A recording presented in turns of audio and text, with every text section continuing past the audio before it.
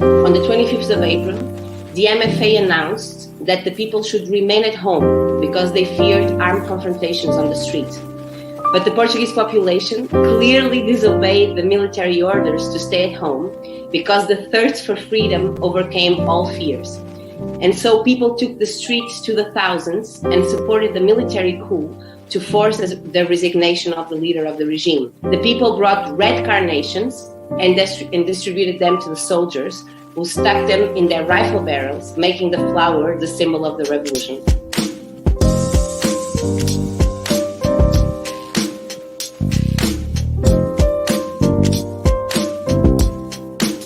The revolutionary process of 74 and 75 was one of the liveliest experiences in Portuguese history. In 19 months, there were 2 failed coups, 6 provisional governments, the process of independence of the colonies, several mass strike waves, demonstrations, occupations of thousands of houses, a profound agricultural reform, occupations of land, the creation of workers' cooperatives, workers' councils, trade unions, neighborhood commissions, self-managed factories, businesses, offices, newspapers, and radios.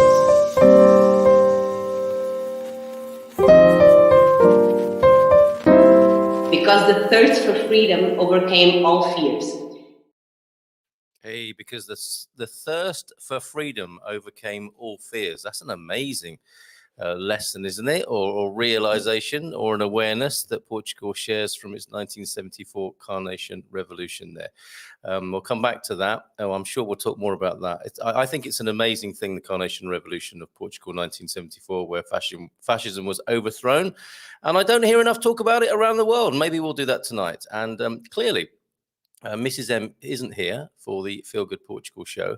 And if I bring my current co-host onto the screen, you can see that's not Mrs. M either, is it? Clearly. Hi, guys. Good evening. Oh, you're cracking.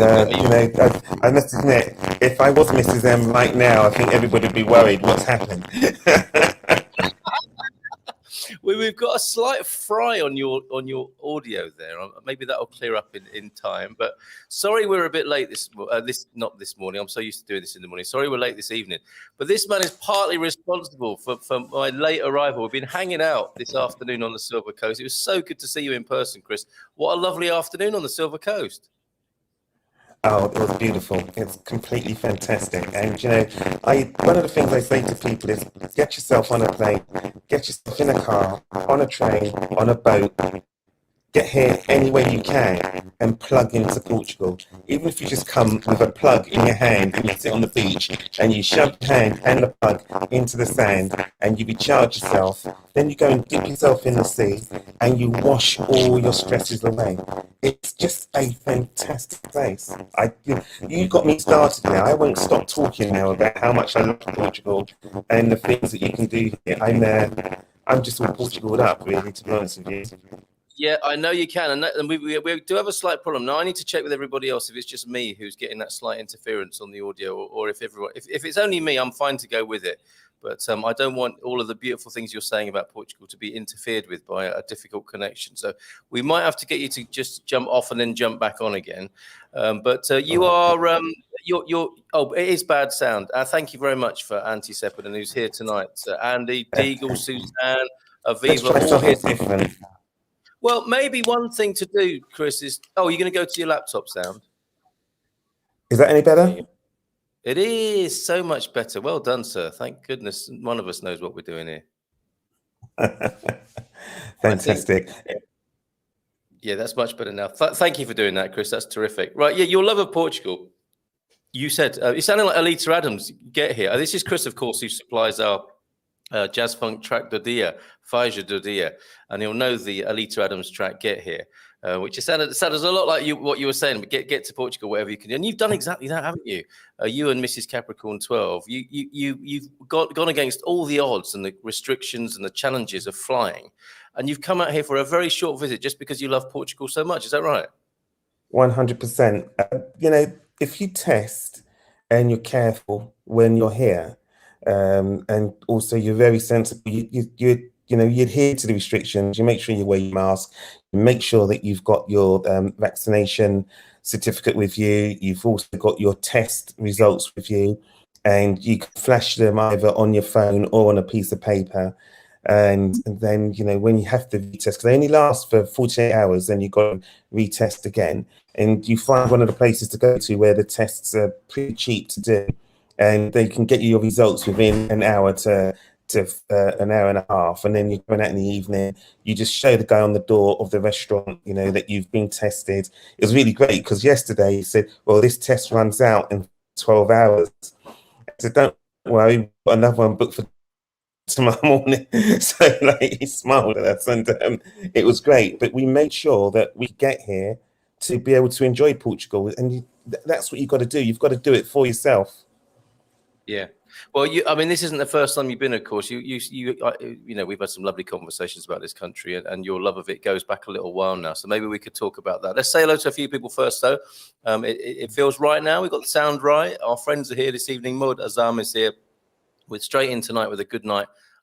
I love Portugal. That's brilliant, Maud. You're in good company. 5:05 p.m.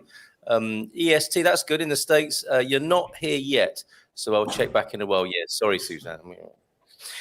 We were a little bit late there. All sorts of things going on. And Auntie is here. Bon night, Toros, giving us the heads up on the sound quality as well. Thanks for that earlier intervention, Auntie. Hello, says Andy as well. I imagine he starts his man cave punctually, and that's why he's giving me a bit of a stick about this. And he said, yeah, well, a fellow man cave, Ali, says, Chris, enjoyed your company in the man cave last night. In fact, that should be, Chris, she enjoyed your company in the man cave last night. I enjoyed it too. Pedro Gomes is here as well. Boa noite, meus amigos. Thank you, Pedro. Lovely to see you here on a Saturday as well as during the week. Bon dia, boa noite, depending where you are. Very thoughtful, Aviva. Great to see you here. Gabragon! We missed out on that, but there you go. We've done it now. And hello, guys, from Suzanne. Now we're finally on the screen. And Nubianet is here as well. I'm planning to visit May or June. Let us know how we can help with that, Nubianet. Hey, it's Capricorn, says Raphael. Not your average globetrotter. I visited the man cave from time to time as well. And I'm sure Raphael would have helped us out with the sound, but it's sorted itself out now. Deagle helping us too. In the executive production role, as he usually is. Mark too, as well. Good evening all from Mark in Norfolk in the UK. Yes, we're static, says Halisi Vincent. Hello, Halisi. And better. We're being coached into this, aren't we? Which is good. Yeah, and great. The sound got better as people piled in with their comments there. Boa noite, pessoas bonitas. Hello, Ubi. How are you? And Victoria's here as well. Where are you tonight, Victoria? Would you care to share your location with us? I think you're having an interesting weekend this weekend, aren't you? Or maybe do you not want to say in front of all these Portugal fans, the Luciphiles, where you are this evening, for fear of a public booing? Great to meet you yesterday in Caldish. Oh, Julie, hello. Julie and Scott, lovely to meet you both as well. Thank you for saying hello. Really, really enjoyed talking to you. And Sean Burris is here too. Hello from St. Louis, Missouri, planning my visit in March. Great to see you, Sean. Thank you. I have I have so much harmonic vibration with feeling good today, and all the beauty just keeps shaking me. Wow. That's great, isn't it? It's just going to get better here. The theme of the show is how do we bring about the beautiful world we know in our hearts is possible? We'll talk more about it in the second hour when Mrs. M will join us. She's delayed joining us, but we're talking to Chris in this first half hour. I think we probably will be talking in an hour's time, Chris, if judging by the conversations we have offline. And hey, from Raphael as well, the man cave in caps are all shouting out to each other. And Halisi, thank you for your earlier comment and for this one. Bon dia from Denver, Colorado, USA. Fiona and Simon also here. That's everybody up to date for now. And let's find out from you, Chris, when you first fell in love with Portugal. Where does it go back to? It goes back to, I explained to the guys last night on the man cave. We have a friend called Pam, my wife and I, and Pam wanted us to go to Alicante because she loves it. And I used to work for an airline, so I used to get staff travel, so we could travel the whole of the network for £5 return. So like the Pope, when he used to go to the country, he used to kiss the tarmac. I'd never been to Portugal before, apart from when I was working in the flight deck with the pilots. So the first time we landed in Portugal, I believe it was 1999, it was a 25-minute turnaround. So passengers off, bags off, passengers on, bags on, food off, food on. And I quickly walked out the flight deck, ran down the steps of the plane in Faro, plumped both my feet on the floor, bent down, put my palms on the floor and said, I've arrived. Then quickly someone said, Oi, Chris, we're going. So back up the steps, back into the flight deck, into the jump seat. That was my first time coming to Portugal. And then the second time, Pam said, okay, so the flight to Alicante is full, so you can't go. I suggest you go to Portugal, stay in this town, stay in this hotel, and eat in this restaurant. You will love it. I stayed in the town, I hated it. I stayed in a hotel, I hated it. I ate in the restaurant, I hated it, because the hotel we stayed in was a really noisy hotel in a really noisy town, and the restaurant that she said was going to be cheap was uber expensive. So I don't know how we managed to come back about 6 months later, but we did. And we went to Lagos. Never hired a car. I was worried about driving on the other side of the road. And on top of that, you got the miles to kilometers scenario. So when I was working with some people at the airline, they said, oh, be careful of the taxi drivers. They drive really quickly.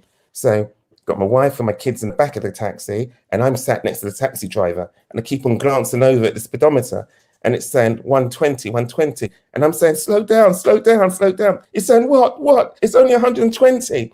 And then all of a sudden I realized it's 120 kilometers an hour as opposed to 120 miles an hour. So that was great. We got to the villa that we were staying in, didn't have a car, so everywhere we went, we walked it. And by walking, you get to fall in love with somewhere. You get to understand the ways around it, etc. And that was it. That was great from that moment onwards. Amazing. So it's quite a wonder you got to love the place after a start like that. But obviously something was pulling you here at a deeper level by the sound of it. Yeah, I think it goes back even further than 1999. It goes back to 1977 when I changed schools and I sat next to a girl in class, and I'll kid you not, because I come from Nigerian heritage, and she said, do you know there's a place in Nigeria called Lagos? I said, yes. She said, there's somewhere in Portugal called Lagos as well, which is spelled the same way. I said, no, there isn't. So she gets up. This is my first day at school. She gets up, goes over to the atlas, brings it over, puts it on the table, and puts her finger on it. And I said, well, I never. Well, not using those words as a child. But I said, wow. And I never forget her name. Her name was Denise. And from this moment onwards of Denise. Amazing. And from that moment onwards, I was destined to end up in Lagos because of Denise. We stayed on a golf course. My daughter's inflatable blew across the golf course. One of the golf course workers, he comes back and he gives me the inflatable. And he says, is this yours? And I said, well, actually, it's my daughter's. And we got talking, and he introduced me to some other people.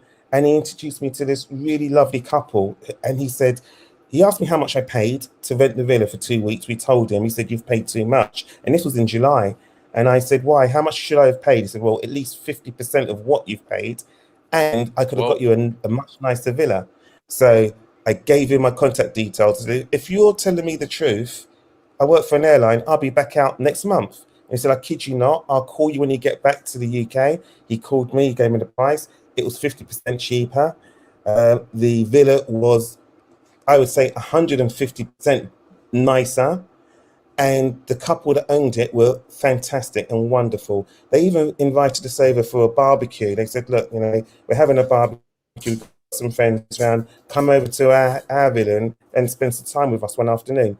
And we did it, and we fell in love with them. They've become great friends, and they introduced us to Portugal in a way which I wouldn't have been introduced to it before. And, it's from that moment onwards, I stayed in the Algarve for 17 years. We never made it to Lisbon. I was building sandcastles on the beach all the time.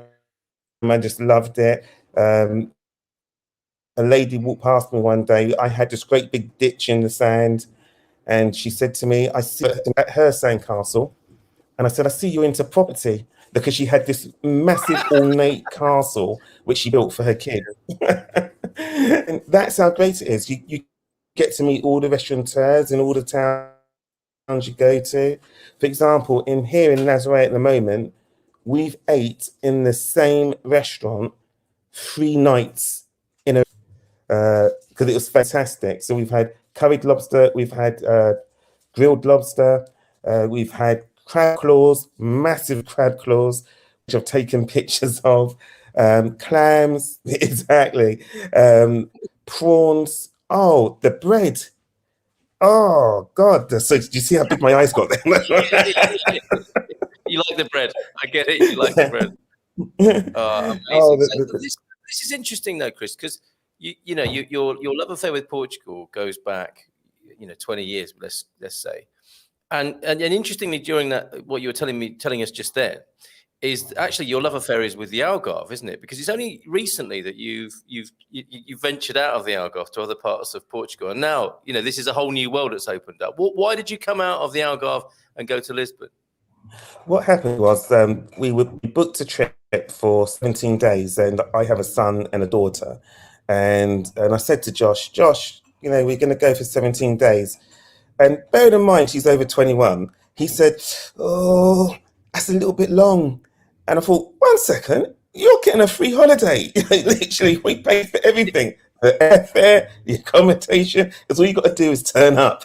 So I thought to myself, well, you know what, he's over 21, building sandcastles is a bit much now. So I decided, and I said to Rima, my wife, I said, okay, let's go to Lisbon. And she said, okay, I will book the accommodation in Lisbon and we'll go to Lisbon for 2 days. And if we like it, we'll stay for longer. So we got to Lisbon. I'm just remembering the story now. She kept on showing me pictures of the accommodation. It's really nice. I've read all the reviews. It's really great. So we got to the accommodation. The house manager gave us the keys. She had a map of all the locations and she left us the keys. The minute she shut the door, I said, I am not staying here. Just like Stewie from Family Guy. And my daughter said, I'm not staying here either. And Rima said, well, Josh and I are, and if you're not, then you better go find yourself a hotel. So once again, I walked. This is what goes on in the Capricorn household. We get on like a house on fire, but we have a load of jokes at the same time. So I got out, I walked round the block, and by walking a neighborhood, you get to love it. And I was amazed at just the graffiti of the area that we were staying in. I was looking at it and thought, wow, this is nice, this is wonderful. So 20 minutes later, I said, okay, we can stay here. So we stayed in the apartment for the 2 nights and we absolutely adored it. We adored the area, the people, the food, and we have in our household, we have a thing where I do the drive-in when we're on holiday, and the kids and Rima have to find us somewhere to eat, a different restaurant every night. Now, Josh has got his CCF Gold, that's our son, and we could have gone down a straight road to a restaurant on the hill to get to this restaurant. And then when I looked on the map, I said, Josh, we could have gone straight. And he said, yeah, I know, but I wanted you to experience the neighborhood. So we Mm-hmm. Well, we as you can hear, we got a little bit of a dodgy connection to Nazaré. Yeah. I'm in San Martino de Porto. Chris is up the road in Nazaré. I think we lost you there. Is it your hotel Wi-Fi connection, maybe? Yeah, the hotel Wi-Fi is letting me down a bit. Hopefully, that might be a bit better. Exactly. You're back. Actually, yeah. Well, Rebel Mama knows you on the morning show, and she's like, "Oh wow, it's Capricorn 12. It certainly is." We got a really important message from Ubi in a little while, and Raphael saying, "Yeah, that must be some good bread there." You saw the look on your face a bit earlier on. And Pedro Domish saying, "Amazing story. People loving this, Chris." So, what I want to know is, what was so bad about the Lisbon place? Then it was just a culture shock, was it? You were used to being in Lagos and hotels there, and it was a bit of a challenge, was it, to be in Lisbon? I think the culture shock was that in the apartment, in the toilet or the shower, there's a thing called a siphon, and it stops the smell of the I suppose you could say, of the actual sewer coming into the apartment, but this cipher had broken. So therefore, the siphon had broken, so therefore it had a sewer smell. So yeah, exactly. So there was a candle, and I lit the candle, and it burned the smell off. So that was fine. Then the next day, the next day the smell returned, and there was this. And obviously, I thought there's got to be a problem with this apartment because there's like 15 candles on the tray over there. So I picked up another candle, was trying to light it, and it wouldn't light. And I said, I don't know what's wrong with this candle. And all of a sudden, I felt on the bottom of it, there was a switch. I turned it upside down. It's a battery operated candle. The kids are laughing at me. Reema's like shaking her head. What the hell have I married? And you've met Reema, so you know she's a street talker. She is. Is she brewing up? Is she brewing up in the hotel room? I think she's making you a nice cup of tea in the background, isn't she? Yes, you know what she's just done? She's just made me a lovely. Well, it's after 10 o'clock, so she's just made me a lovely. What have you made me? Bailey's hot chocolate. She just made. Did you hear in the background there? A Bailey's hot chocolate. Oh, check you out. That sounds lovely. Oh, good for you. You're definitely on holiday, aren't you? Okay, so we can recycle that old saying. It's better to curse a candle. Sorry, it's better to light a candle than to curse the darkness. That's the right one. It's better to light a candle than curse the darkness. But in your case, in this cafe in Lisbon, it's better to light a candle than curse the nasty aroma that was there. But it sounds like you got used to it. You tried to light a battery operated candle. Things got better for you, and so you did enjoy your trip to Lisbon, did you? Oh, we enjoyed it so much. We came back the following year. We did the same thing. We booked for 2 nights in one place. And then they said, unfortunately, we don't have any availability for any more nights when we wanted to extend. But we've got this place around the corner called Guy Vortesh. And if you go and have a look at Guy Vortesh, if you like it, you can book that for as many nights as you like. So we said, okay, we'll book it for an additional night. We went round and had a look.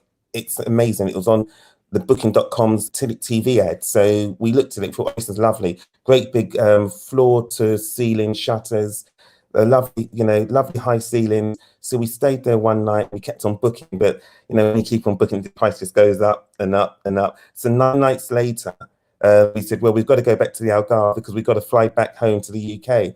But we based ourselves in Lisbon. So one night we were in Lisbon. The next day we went to Coimbra, then back to Lisbon. Then we went to Nazaré. That was the first time. Then back to Lisbon. Sintra, then to Lisbon. And literally all of a sudden, I started discovering an additional part of Portugal. And that leads me on to my saying, which is you will find nuggets or great big boulders of gold wherever you are in Portugal. No part, I believe, is better than anywhere else. It's just different. But it's different in such a massive positive way. And then I met you. And that then literally changed the ball game completely.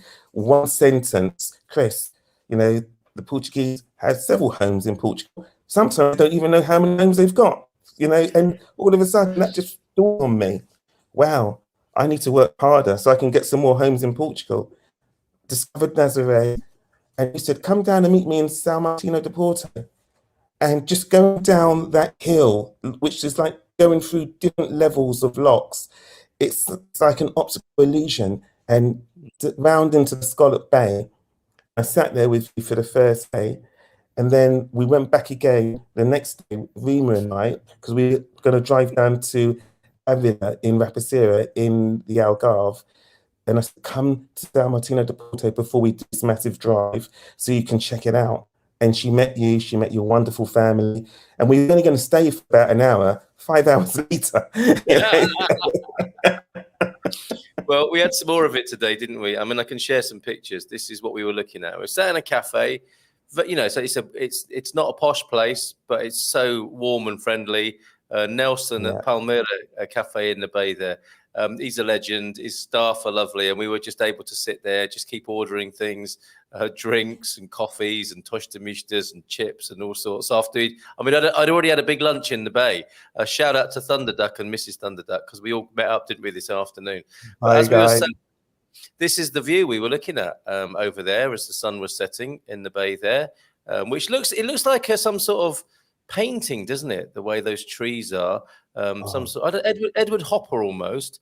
And then it got darker, and we were seeing the Christmas decorations across the green there, and into the night. And then when we finished, mate, me and the kids walked back to the car, and we were just kicking the ball along the beach in the darkness. It was incredible. And we had such a lovely day with you and Rima, and with Mr. and Mrs. Thunderduck this afternoon. So fantastic to see. And I'm glad you've fallen in love with San Martino de Porto as well. And this is the thing we've decided, isn't it? Is that we need, this whole thing of, it's called San Martino de Porto syndrome, of falling in love with so many different places. What do you do about that?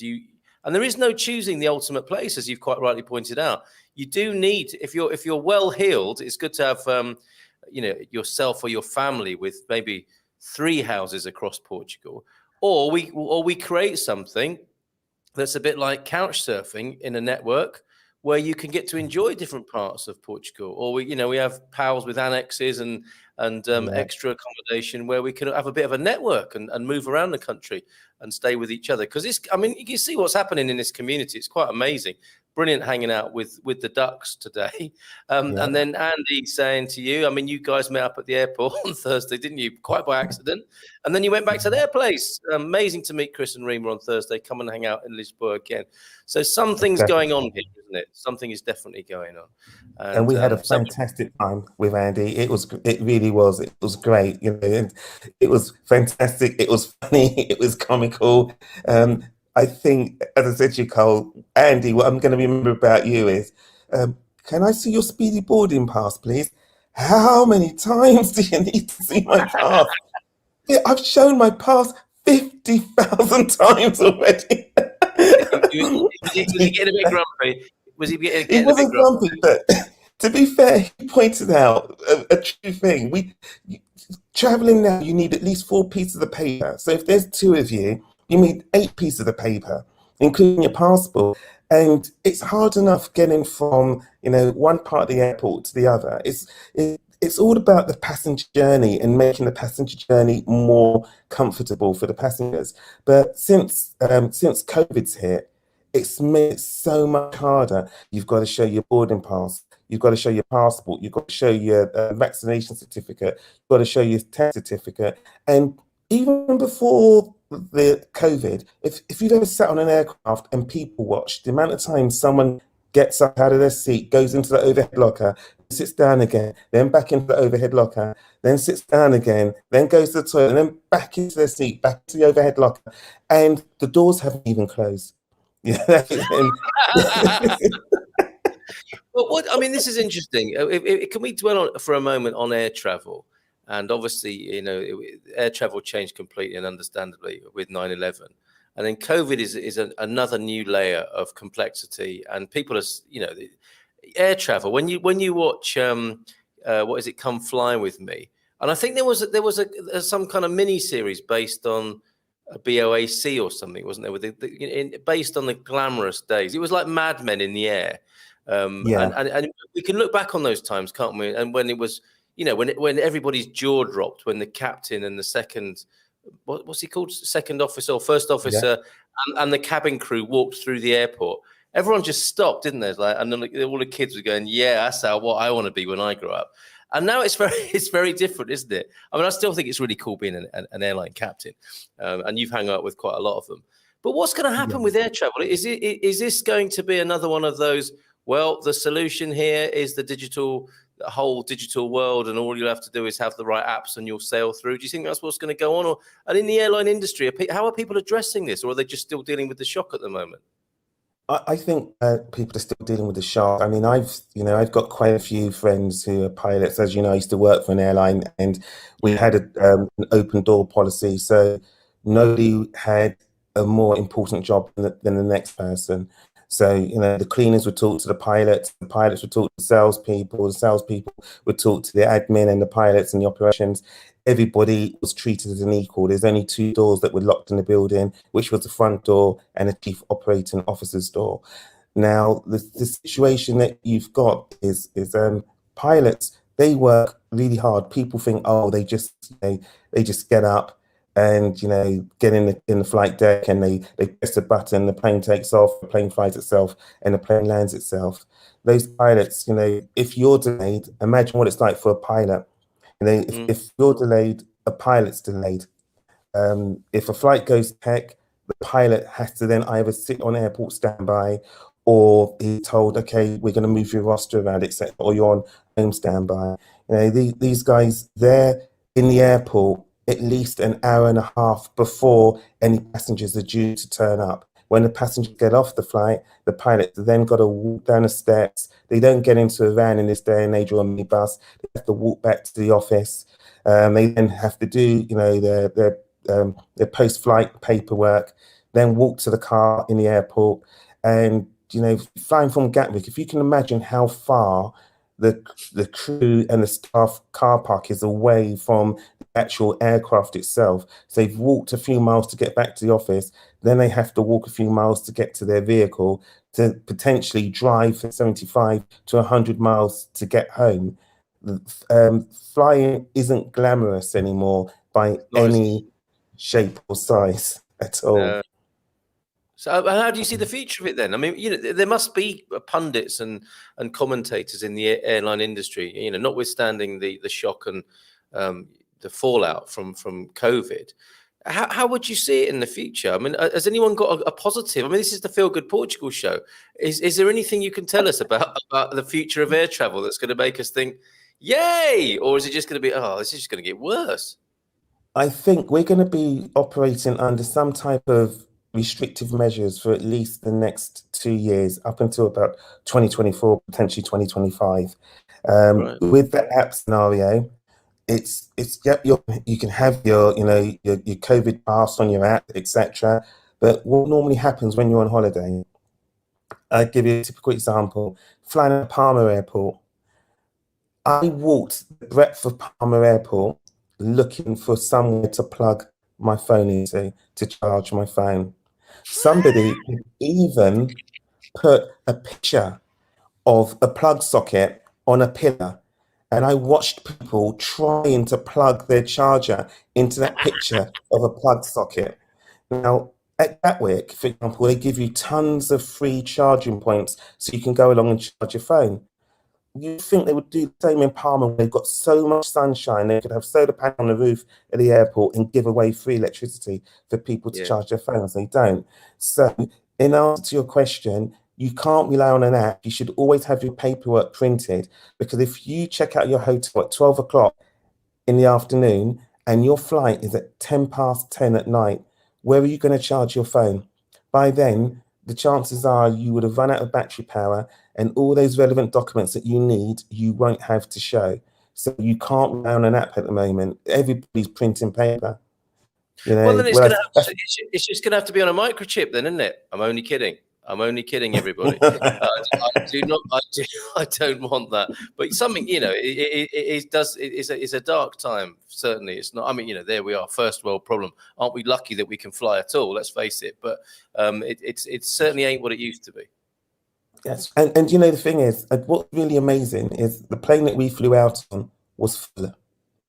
You know, I think there was maybe one spare seat on that flight, which was right at the front. Every other seat was taken. The flight that we're flying back on, when I booked it, it was half empty. But you know what happens? It's all of a sudden at the last minute, people start rushing to book on the flight, so to speak. So we'll see what it's like tomorrow when we fly back. But in terms of pre-1999, pre-September the 11th, things were a lot easier. And then you come along to COVID and things become a lot more restrictive, and you understand the reason why. For example, we don't eat or drink on planes on short haul now. We just sit there with our mask on and fly from A to B, because we've got to get back. So God forbid, if we were to be, you know, come in contact with COVID on the plane, then you can't even fly back. So you've got to stay here until you've gone into quarantine, so to speak, so you can then fly back. And even last year, we spent £82 on return flights to Faro. Okay, guys, if you don't mind, put in the comments, how much do you think 2 people paid on testing to fly from the UK to Faro and back again? And at the end of the chat, a little bit more than 82, I think. Yeah, we'll come back to that, but a little bit more than 82 quid, I think. Definitely. definitely, Yeah. without a doubt. All right, we'll Yeah. come back to this. We'll come back to air travel. We'll come back to your love of Portugal. Any questions for Chris? Pop them also in the chat. But this is a really interesting thing to include, an important thing to include from Ubi.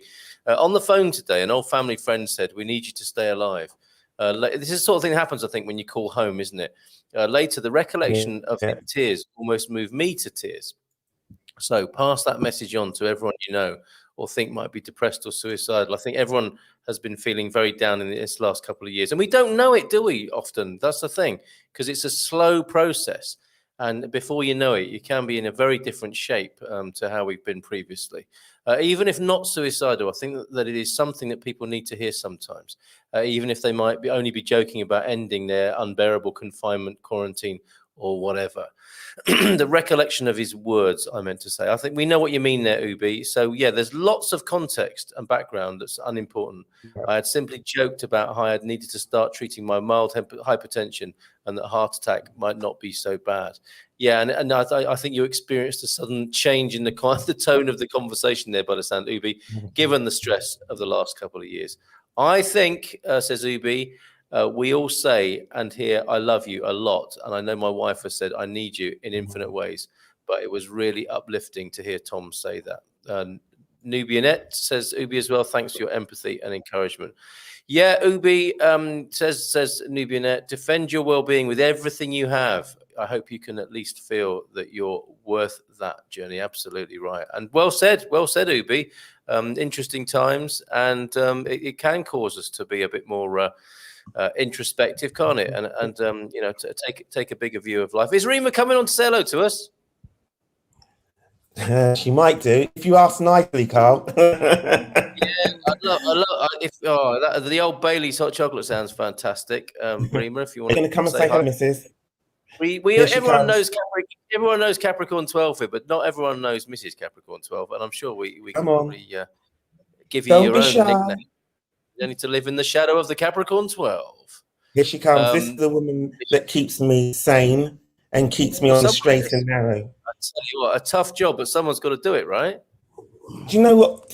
She said to my dad. She said, "What was he like, Dad, growing up?" My dad, obviously I never bribed him enough. He said he was a nightmare. He was a tearaway. And then she said, "What changed?" And he turned around and said, "He met you." Thanks, Dad. Oh, I love it. Fantastic. Made an honest fella of you. Fantastic. Well, she's coming. End of 2020. Oh, here we go. Hello. Rima, good evening to you. Lovely to see you. And I think you share Chris's love of Portugal, right? I do. It's going like to all that trouble to just be here for a few days. Tell us what you love about Portugal. It's more about what's not to love. The weather, the food, people, the culture, everything. It's an amazing place. Living in London at this time of year where it's not great weather, T-shirts and sunglasses. Happy days. Yeah, perfect. And did you know it before, or have you got Chris to blame for bringing you here? I'd like to say it's a joint effort, but blaming Chris is easier. Okay. So it was his enthusiasm for the place and his dedication to being here for some reason or other after those first couple of difficult experiences that you hear. And if you had this same problem then, to you, Portugal was the Algarve, Lagos, you loved it there. Then you went to Lisbon, then you went to Coimbra. Now you're looking at the Silver Coast. Has that become a bit of a problem now? No. I think because the children were quite young, it was just our go-to for some downtime, and it was easy. We knew where everything was, how it worked, where to go, where not to go. So school holidays, when you with children will know, it's knackering. You just want a break. So it was just an easy place to go to and do that. But as they've got older and their tastes have slightly changed, as Chris was saying, building sandcastles, Jazz didn't want to do that at 18. She had to say, "Dad, I'm not doing this." He was quite disappointed, but hey-ho. So we had to change what we did and where we went. And Lisboa was an amazing place to go.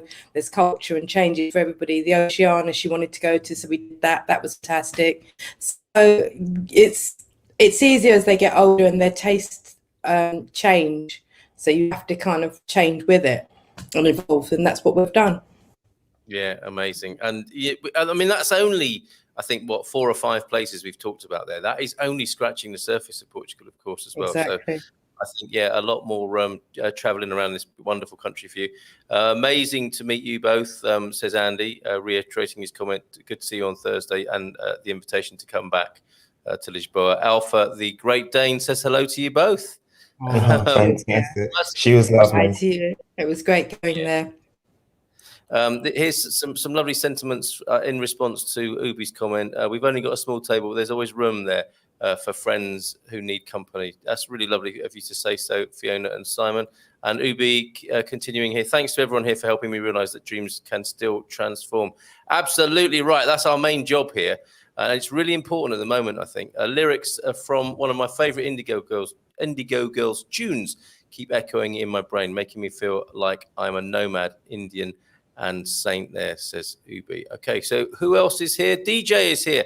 Boa tarde, todos. Just been surfing Idealista and Portugal. Seen a couple of nice little quinta streams. Oh, here we go.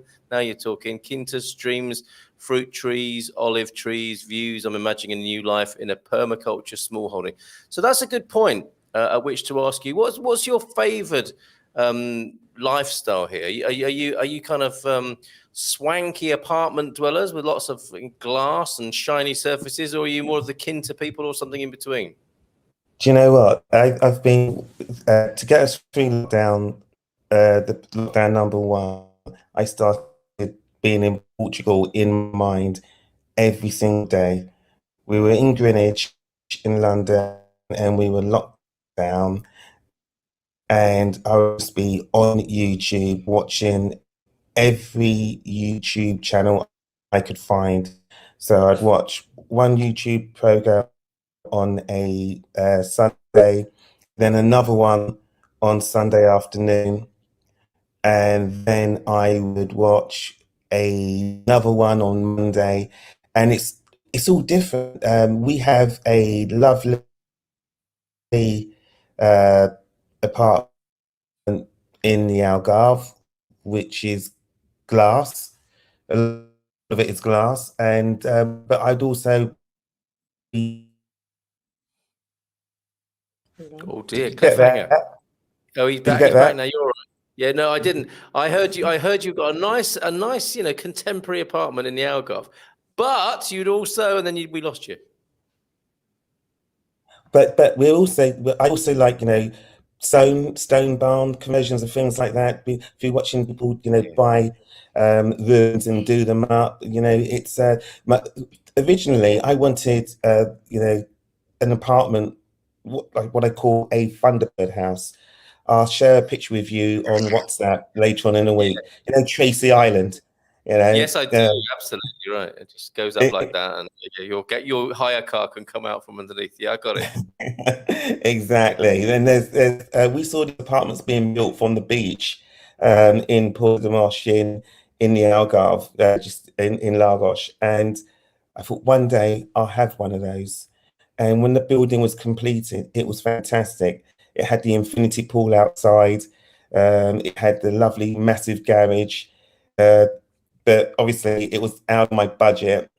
And I was just looking at thinking one day I'll be able to have a villa like that where I've got a massive flat screen TV on the wall, and I'll be working and looking out to sea whilst I'm on the phone, closing deals and prospecting, etc.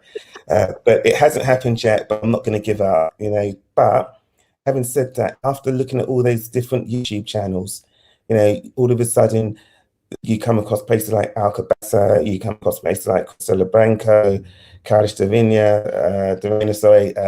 Salmantino de Porto.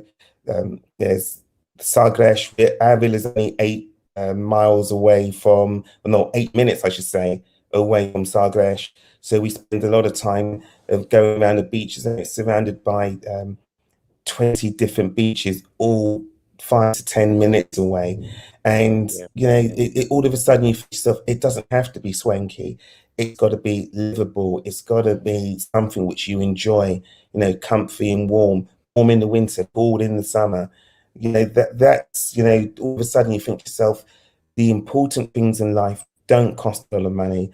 Good food, good weather, good company, and it makes it all much more better. So for me, as long as I'm happy, as long as Rima's by my side, I bless the days that I've been given and the days that I've had. Rima used to say to me, Chris, you always walk through life looking backwards, thinking, what you could have done or what you haven't done, or reliving a past conquest of joy, so to speak. But now I look forward. I think, how much time have I got left? I need to do as much as I possibly can in this amount of time, which I hope I've got left. That's the trick.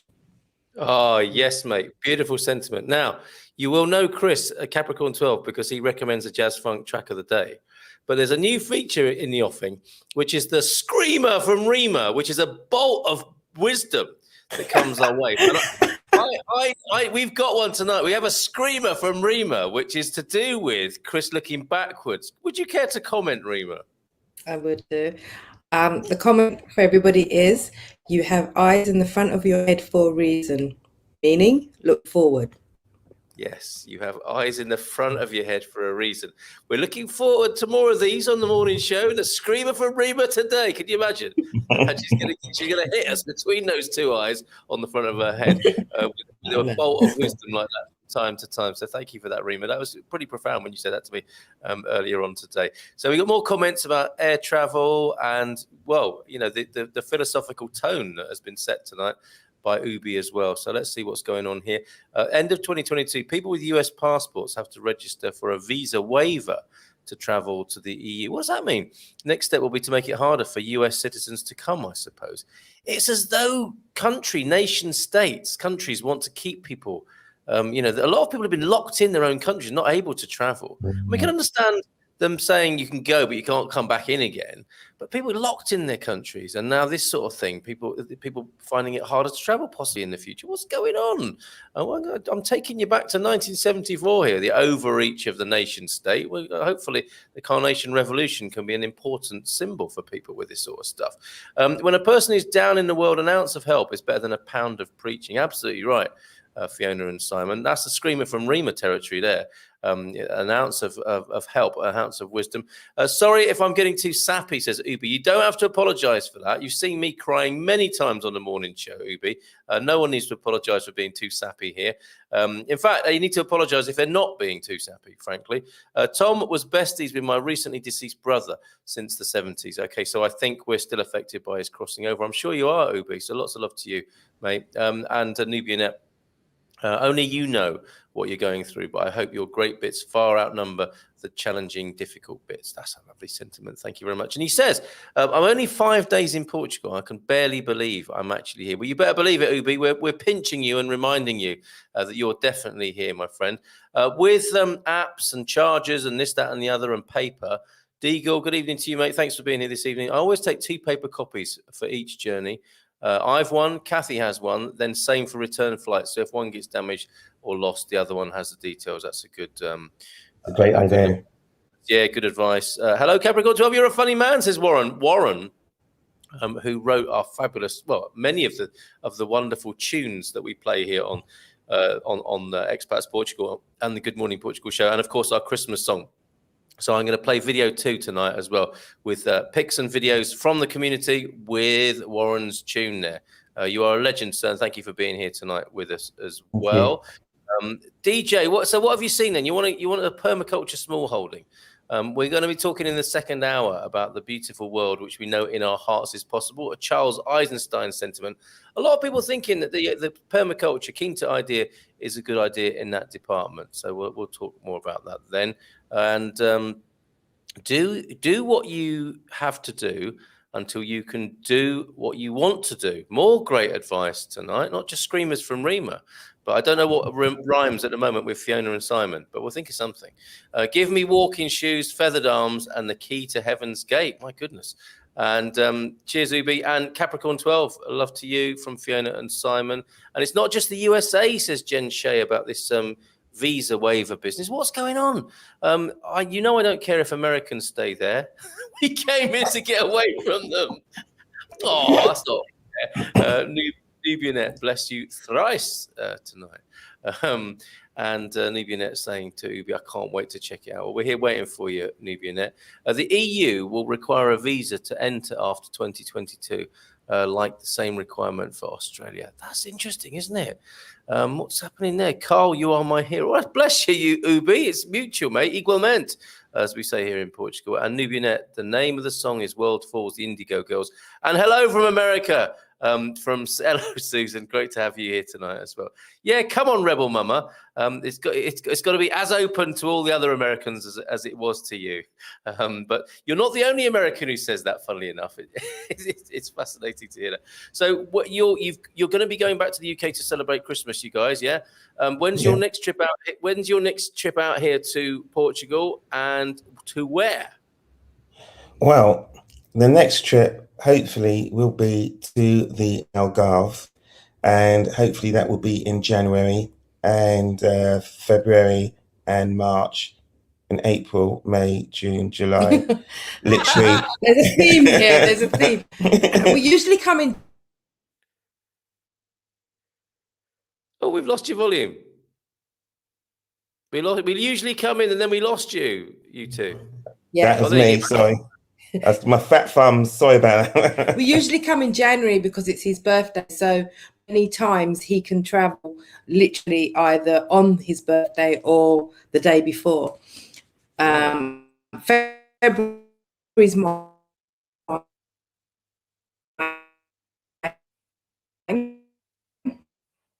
I'm not sure we're going to find out. We lost your sound, and now it's a bit choppy with the Wi-Fi. My daughter, our daughter, and I share one day apart, so we don't often come away. But now she's older, I think. Yeah, plugging cables all over the place. What happened there? we lost your sound there. We're back. We're back. Yeah. We were missing what you were saying about how you're going to end up coming here every month of next year. Right. Yeah. Well, what we used to do. Do you want to get closer? So it's okay. I won't bite. Come on. It's okay. It's okay. Right. What we used to do. You do actually know where he's been today. That's a first. Right. What we used to do is we used to come to Portugal every other weekend, land on a Friday night, go back on a Sunday evening. If we were lucky, if we were unlucky, we would land on a Saturday morning, go back on a Sunday evening, or we stayed for longer, as long as we possibly could. But because of COVID, it put an end to that. So I'll let you know now how much the testing cost when we came out in the summer. We spent £82 on flights, and we spent over £1,100 on testing. Yeah. On one trip. On one trip, and we had to do it. One second, push it back like that. We had to do it because we've got the house out here. We got the house out here, and it was we needed to check on the house, so we had to spend all the money, which was really irritating. But when we got here, we just thought to ourselves, you know what? We spent the money. Don't worry about it. It's spent. Let's enjoy ourselves. And it was really good because we could do a lot of stuff around the house as well, But normally we are out here all the time, Did you say every other weekend? Every other weekend, sometimes 3 weekends in a row. And then I've got a close friend, and she said, "Oh, when I retire, I'm going to retire to France." I said, "What do you want to do that for?" She said, "Oh yeah, I love France." I said, "Trust me, go to Portugal." So she went to Portugal by herself. She went to a hotel in I think it's Amanca de Praia, somewhere like that, in the Algarve. She spent a week in a Holiday Inn with her Kindle and her headphones. She loved it. She came back with a NIF number. The first time to Portugal, she comes back with a NIF number, and she says, "I've been looking at properties. I'm going to buy somewhere." So literally, even like Thunderduck, even she bought somewhere during the pandemic. Just get out here. It can be done, and and that's for us. We thought we're here, we're enjoying it. We sorted out the house, everything was lovely. We flew back to the UK, and then we were stuck in the UK for another 6 months. And it was. I think that was the most painful thing, actually. 2021, the 2021 lockdown, not being able to be here. Because if there's two things I love flying. Yeah. And I love being in Portugal, but I admitted yesterday to Rima, I've realized that I've become a very grumpy person when I fly because of all the hoops that you've got to jump through. Yeah. Yeah. I get it. I mean, I love flying as well, but it's been a while, and it just doesn't seem worth all the hassle if it can be, if it's possible to avoid it. And Andy's saying, paid testing for flying is pure extortion. Somebody's making a lot of money out of this, aren't they? At the expense of people just trying to go about their lives and have a little bit of a break on holiday. Rebel Mama's got to go. She's probably gone already. Okay, friends, got to sleep. Have fun. Ciao to you. And Lol, of course, Jen is Canadian. It's a drag to have to apply for the visa, but that's the way it's going. And the EU superstate is demanding that, isn't it? I don't think that's a Portuguese thing at all. It's a general European Union thing. And Jen Shea, yes, wishing Rebel Mama a good night. Are you putting your hat? She's here, everybody. Let's get her onto the screen before you two guys go. And we go into the second hour. Look, Mrs. M is here. And Hey, we can hear. I can hear you already. Hello, everyone. I think we're good to go. Executive action from you in the chat would be great. I think you can hear Mrs. M all right, including the heavy breathing. She's sounding like an airline pilot, isn't she? Ladies and gentlemen, this is your captain speaking. I wanted to become a pilot, I wanted to become a pilot. I wanted to spend £100,000 to learn how to fly just to say those words. It was a bit like Richard Gere in Pretty Woman. I spent £10,000 or $10,000 in therapy to say I was very angry with him. I was very angry with my father. I wanted to spend £100,000 to say, ladies and gentlemen, this is your captain speaking. And then I found out. Why don't you do it now, Chris? Yeah, there's still time. This is this you could say this is like a light aircraft. A few hundred people will see this. So it's actually more than a light aircraft. This is we could do it for you right now if you like. Do your bit. Every time we drive back from Caldas de Rainha, and we're coming down the hill into Cilha de Porto, it feels like we're landing a plane. You can just see the bay in the background, like San Martino de Porto. And Carl does this kind of riff for all of us in the car. He lands the car as we. The kids' eyes are rolling. The kids' eyes are just like, oh, he goes again. I love it though. Do you want to do it before you go tonight? Would you like to bring us into land and do your thing that you would have? I can save you 100,000. Be a lot cheaper if you do it here. We'll say cabin crew, doors to manual. Ladies and gentlemen, this is your captain speaking. We're about to land in 35 minutes, so please fasten your seatbelts and tray tables stowed. And then you just hear the bing bong. And they don't. Captains don't like speaking to people. Yes, this is the weather. If you look out the window, it's very lovely on the ground. It's a cool 35 degrees centigrade. You're going to have a lovely time today in Faro. That's what I realize.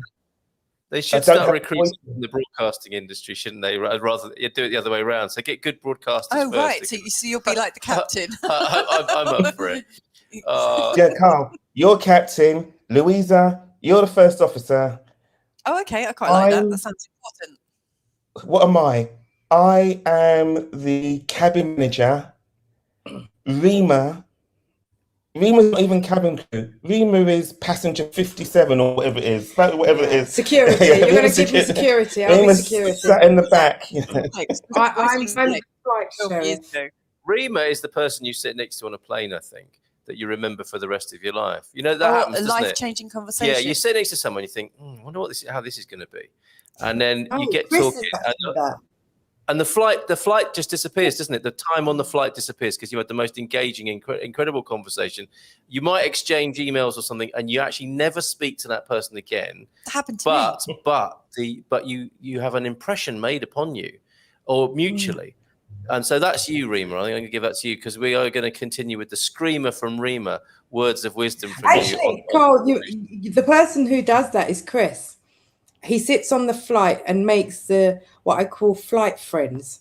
And for the 2.5, 3 hours, yeah, that's flight friend. By the time he's come out of there, he will give you a story about this person. I've tried it a couple of times. Some people it's okay, but once I thought I'm going to really go for this. The lady sitting next to me was one word answer. I was like, "Oh, are you going on holiday?" No. "Oh, have you been here before?" No. "Come again?" No. I was like, "Oh, this is not kind of working for me." So he's actually the person that you'd engage with and have, he's the nice guy, Chris. I'm more the one that pretends to read the magazine or just sits there. 2 stories. I'm aware this is Feelgood Portugal. First story, start off for one. Reem, I've done all the driving this trip, so you just deal with the kids on the plane and I'll sit on this side. Okay, fair enough. So I sit next to this woman at the back of the plane and she froze up for the whole of the flight and I'm holding the sick bag for her. And she said, "I'm really sorry." She's got 2 kids as well. I'm really sorry. I just get really, I suffer from air sickness really badly. I said, "Well, if you suffer from air sickness, sitting at the back of the plane is the worst place to sit." Rima sat across the aisle just looking at me, giving me the thumbs up, smiling. "You look after the kids, Reem." Yeah. He thought it was clever. The kids were very young, and early flights with children's never really a good thing. So they're going to be a bit fractured. But they were brilliant. They were really good. They were just quiet. And he had this lady, and I was like, just desserts. Second story, start for 2. Hold on. Before you do the second, she'll never forget you, that woman. You're definitely flight friends there. She'll remember you holding her hair back for her as she bathed into the old bag there. Fantastic. Good man. What I did. I did ask him, how was your flight experience today? So start at number 2. On a flight, there's this group of guys that are going to Portugal to play golf. This guy says, "I've got a villa." That sort of blows. We might have seen him at the back of our garden. Go on, sorry. He says, "I've got a villa in Spain, but this is the first time I've been to Portugal and I'm really scared of flying." And then all of a sudden, we're sat on the plane. It hasn't even taken off yet. The pilots are doing their pre-flight checks, ailerons, rudders, etc. Checking all the lights, making sure they all work. And then they set the trim wheel. It's that sound of a soaring sound that you hear as they press a button. And in the flight deck, there's this wheel that trims. So it literally makes the aircraft balanced before it takes off. He says, "What's that noise?" I said, "Oh, that's someone in the hold sawing the plane in 2. His colour went. He literally lost the blood drained from him. And I thought he realised I was joking, but he didn't find it funny at all. So "I'm really scared of flying." So Rima bangs me in the elbow. I spill my drink. So "I'm really sorry. It's just imbalance in the aircraft, so to speak, because of all the passengers and the luggage." But the look on his face when I said it, I swear I will never say that again. Sometimes I can be too funny. Too funny means that I'm not funny at all. Yeah. So guys, if you ever get on a flight with Chris, don't ask anything about aviation or the aircraft because you'll get chapter and verse and you'll be sorry. And don't the cabin crew come up when the plane has landed and said, "Chris, can you let that passenger off now?" No, I've nearly finished. I've nearly finished telling them about it. There must be lots of funny stories on planes. I remember my stepfather, when we used to fly to the Far East to visit family. It was on Singapore Airlines, and I don't know if this is still the case. It probably is with the long haul and the more expensive flights. But he would take advantage of the in-flight hospitality, let's call it that. And he would have shifts of drinking heavily, which he did anyway, whether he was on a plane or not. But he was an Oliver Reed of a man. So he would get hammered as soon as he got on the plane, and then fall asleep for an hour or 2, and it would pass the time flying long haul to the Far East. And in that time, people move around, don't they? On an old jumbo jet, people are trying to find places where you can lie down and sleep and that sort of thing. And I think I was sat next to him, and my mother was sat in front, an Asian lady with black hair. And everyone moved around during his slumber. And when he woke up, he put his hand over the seat to reassure my mother that he was now awake. to only be touching a different Asian lady who'd moved to the seat in front of him. And I'll never forget the look on this woman's face as she turned around, quite shocked by the drunken Englishman in seat behind her. But there must be great stories like this that we've all got here, I think. Long gone now. Yeah, rest in peace, Bucko. But one of my great memories of you, and legendary drink. I mean, that's the thing. I don't think people can or do drink so heavily on planes anymore, do they? That's a bit frowned upon. You say that. We sat in a plane about a year ago, and this woman sat in row 1. Was it A? Was it row 1, seat C, the aisle seat, and she must have downed about 4 bottles of wine flying from Faro to Gatwick, and we thought, wow, she's ordered another one. The little ones. The little ones. But she might be a nervous flyer. Yes. And the thing is, What about the ones that they took off the plane that was swaying? Oh, that was quite funny. So they do drink. Portugalists will appreciate this because of the dodgy comb over yesterday, highlighted comb over. So we were flying out of Barcelona, and you don't even need your boarding pass to get on the plane, because we had the app boarding pass, and then all of a sudden it disappeared for Rima, because I showed my boarding pass, I was looking through, I looked behind me, she's nowhere to be seen. So I stepped back to say, this is my wife, why can't she board? She hasn't got a boarding pass. Then all of a sudden it was, just show us your passport and you can get on. So she gets on the plane, and we're sat in row 1, seats B and C. And then these cabin crew guys get up, so these passengers get on, and one of them's just sort of like bobbing like that, and his friend is a little bit more sober. He looked like a spinning top. He's just smiling. His friend's just smiling. Then the cabin crew the senior cabin crew member looks at him, and all of a sudden he says, you're too drunk to fly. I can smell you from here. Unfortunately, I'm going to speak to the captain. We may have to offload you. So the captain comes along and he says, look, guys, you guys just cannot fly today. You'll have to be offloaded. Get your bags off. You'll have to arrange your own way home. And the guy that's drunk is all like this, completely bobbing around. And the one that's semi-sober is just smiling and thinking, more time to drink. That's exactly what you said. That was a year ago. I think people fly and drink because they might be nervous and think, we've seen people down quite a lot, and as they've gone through the cart, they're kind of like 2 bottles of Prosecco, and then on the way back, it's 2 more bottles of Prosecco. And we're like, wow, did they actually drink that? This can be 10 o'clock in the morning. But I think maybe nervous flyers. It's awful for the staff, isn't it? I mean, I remember being on a flight from Devon, Exeter International to Belfast, to George Best Airport. And some guys were on there really drunk, and they had the same situation, but they weren't as good-natured, and they kicked off. But this brilliant ground crew guy came on and said, lads, can we just have a word outside for a minute? And they said, okay. And they stepped off for a moment to have a chat outside with this bloke. And the cabin crew just pulled the door shut and off we went. It was brilliantly rehearsed. It's absolutely fantastic. Oh, you guys are so good. Thank you so much for being... Oh, sorry, Rima, you got something else to add there? No, I was just going to say, you should do a thing on people's experiences of flying, because, again, one of our flights out here, he had left his glasses in the airport and we were trying to get them back. But obviously, once you go through security, you can't. It was a bit of a delay. And between getting on a plane, and he often likes to sit at the front, some guy had left his jacket with everything in Starbucks and said, I'll be back in a minute. And cabin crew were trying to explain to them that you have to go all the way out and back in again, so you're not going to be able to get off and get back on the plane. And he was like, but it's only the other side. And then somebody else, I think they were either a couple, they had a big argument. One walked off the plane and said, I'm not going. They were like, goodbye. It was just like a catalogue of disasters. Do you remember? Yeah. And then another one went, I need my things. It's all packed in the case and you need to get it from underneath the plane. Cabin crew were like, we're not going in hold to get your stuff. It's like, I need you to go now.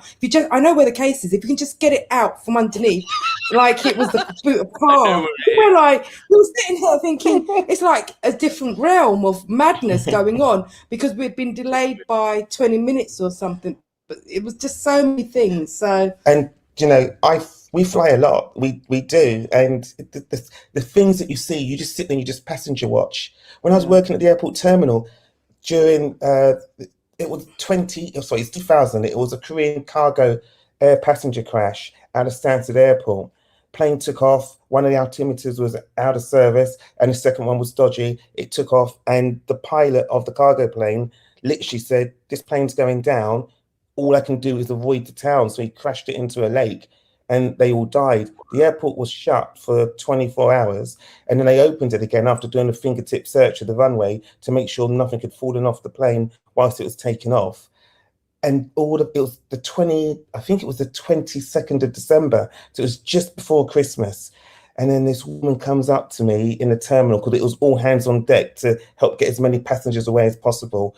Ryanair, no communication whatsoever, just shut their desks, got every plane that was due to fly that day off the ground and the passengers to their destinations. But one woman comes up to me and she says, "I need my herbs. I cannot fly without my herbs." I said, "Madam, I'm really sorry." Understandably, but unfortunately, you can't have those herbs and you can't smoke on the plane. So unfortunately, you cannot have your herbs. Another man walks up to me and he's really grumpy, and he starts having a go at me, but his wife was really lovely. So I said, "Madam." Bit like us. Yes. I said, "Madam, what perfume are you wearing?" And she said, "It's this." I couldn't even smell her perfume, but she said to her husband, "Even he's more interested in my perfume." And I've been married to you for 40 years. Managed to deflect that That's nicely. probably why. Very good. Very good. Okay, we prompted a few more other comments about air travel here, and a few other greetings as well, which is fantastic. Mrs. Claus, of course, is in the Casa McKillen there, and Jen is reassuring us that she plans to move to Portugal before she has to worry about the extra visa. Yeah, come on, Jen, get on with it. I like having the boarding pass, locator form, and PCR examined at every stage of the airport. Yeah, that was. It might have been Andy in a different incarnation, that grumpy bloke. And yeah, he couldn't prove you wrong there about I think something you said about the travel over to here.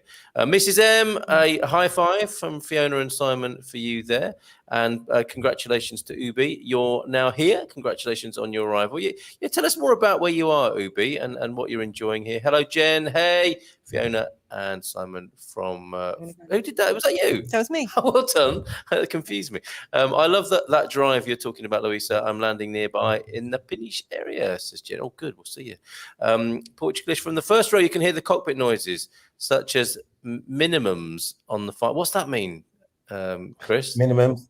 If I'm right, minimums, it's the minimum levels when you're coming down to land. And you can also hear on the Boeings that you used to say 50, 40, 30, 20, yes. retard. And that word retard, I hate it. And you hear it saying it to the pilot, retard. That's the last thing you want to hear from the cockpit. It's not helpful, Something saying retard to the pilot. Not helpful. Love it. Look forward, says DJ. And Capricorn, have you ever heard on a plane that squawked, or have you been on a plane, says Deagle, that squawked 7700 or 7600? What are they? Are they emergency codes? We shouldn't tell everyone, should we? I believe so. Right, nobody wants to hear that. Forget you heard that, everybody. Chris, we should talk aeroplanes sometime. There you go. Those two. Can you imagine if you're on the same flight at some time? That's going to fly by. Pardon the pun. One serious question: why does a plane have life jackets below seats and not parachutes? That's a serious question. What good is a life jacket flying from New York to LA or Paris to Berlin? Yeah, fair point. You don't hear a ship's captain go, "Mustard station, get your parachute." Mustard station? Is that a technical term or a autocorrect? Must. I believe wrong safety items on a plane there. I think they're just for a PR thing, aren't they, the safety items? If I'm 30,000 plus feet up in the air, I want a parachute, not a life jacket. Okay, we get it, Deagle. We'll get you one for Christmas. Take your own. Once in the happy days before 9/11, says Suzanne, I checked in at the airport in Maine's principal city, northern New England, and quite a small place. I had a bag of camera gear, and the officer opened each lens. I think this has got a punchline coming up. Yep, like Chris, I've been watching, says DJ, YouTube channels, and I'm fully inspired. My only concern is 1930s style increase in government oppression in the EU. You're quite right to be so. And you may have liked our intro tune tonight, DJ, and me trying to invoke the spirit of the Carnation Revolution again. Hopefully it won't extend to Portugal. I hope so too, DJ. Let's stay in tune about that. I smiled, says Suzanne, and said helpfully, this one's the bomb. Yeah, not the best thing to say in the airport there, Suzanne. I think you're lucky to get. Yeah, don't say that. I was nearly arrested for my stupid yes. And as all the other passengers looked around like, oh dear. I heard that France are now restricting access for over 65s to public services and restaurants. What? What? So now age restrictions. Seriously, this occurred to me. This is a bit of a downer on Feelgood Portugal night, but certainly, if you're not prepared to show your papers, it's easier for a paedophile or a domestic abuser or a leper or somebody with hepatitis to get into a restaurant. Or leprosy. Oh, yeah, you said leper, it's unbelievable at the moment. It's not quite, we've got to figure this out, haven't we? It's not working quite right. But yes, you can DJ, have measles and go out. And go in, and get into the restaurant. No problem at all. I was nearly arrested for my stupid joke. You're quite right too as well, Suzanne, actually. I was a station manager at EWR Newark. I totally hear you, says Jen there. So you folks in the airline in business, I guess you have a different view of life and how you see us plane traveling muggles from behind the other side of the counter. Deagle, there's no bailout hatches to use parachutes. So there you go. What would you do? Yeah. I used to turn up at the staff car park in the morning at Stansted Airport. And, you know, apocalypse now, I love the smell of napalm in the morning. I used to say, I love the smell of aviation fuel in the morning. Because literally, you either loved the job or you hated it. Yeah. And God knows I loved it. Even down to the extent of you'd be watching a program on TV like Friends.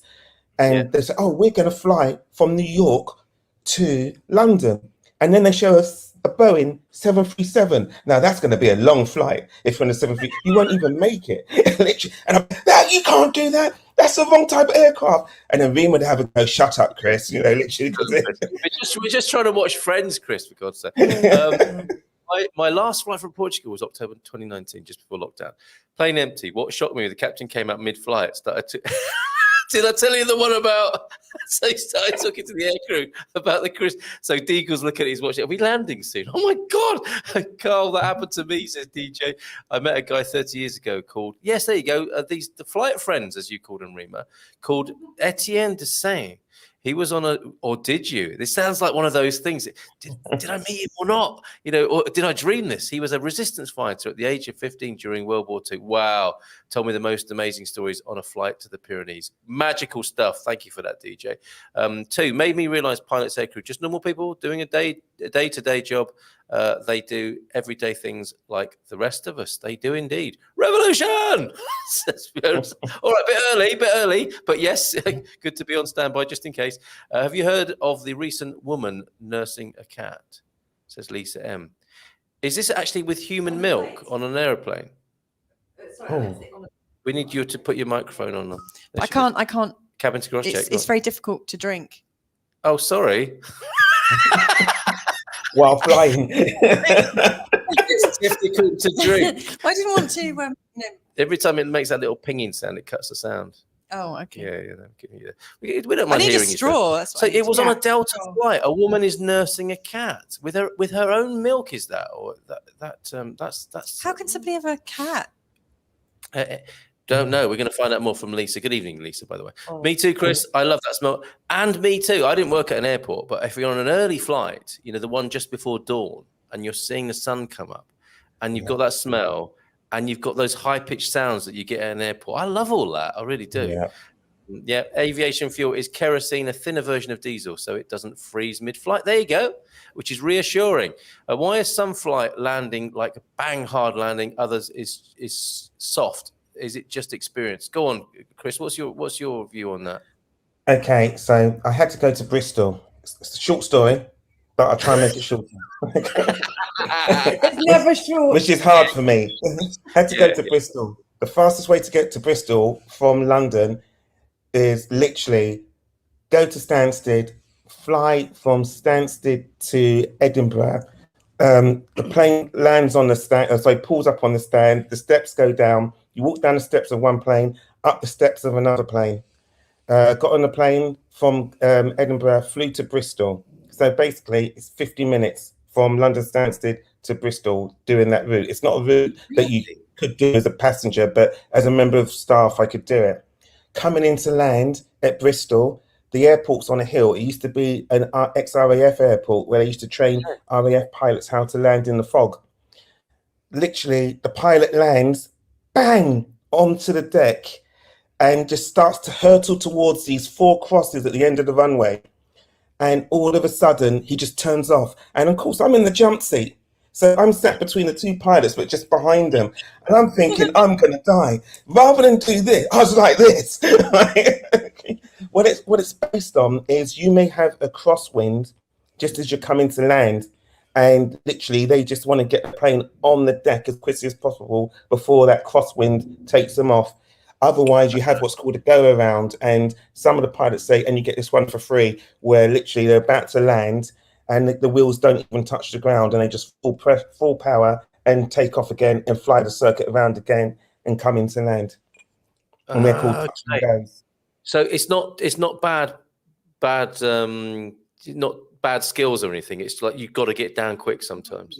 Sometimes it could be, the first officers landing the plane, and but a majority, I would say 999% of the time, if you can even say it, or 99.9% of the time, sorry, it's basically just atmospheric pressure and them coming in and landing as quickly as possible. Okay, there you go, Deagle. Portimao has this is the Ubi's recollections already being here in Portugal.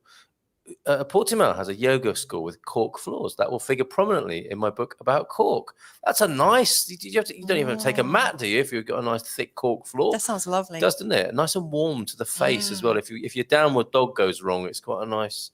There are a lot of Irish bars pretending to be pubs at Praia de Rocha. Another recollection there.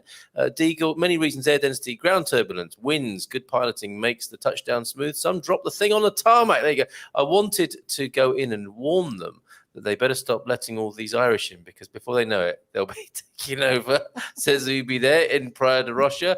I think so. I don't want to hear this story. I don't know who I feel more sorry for, the cat or her.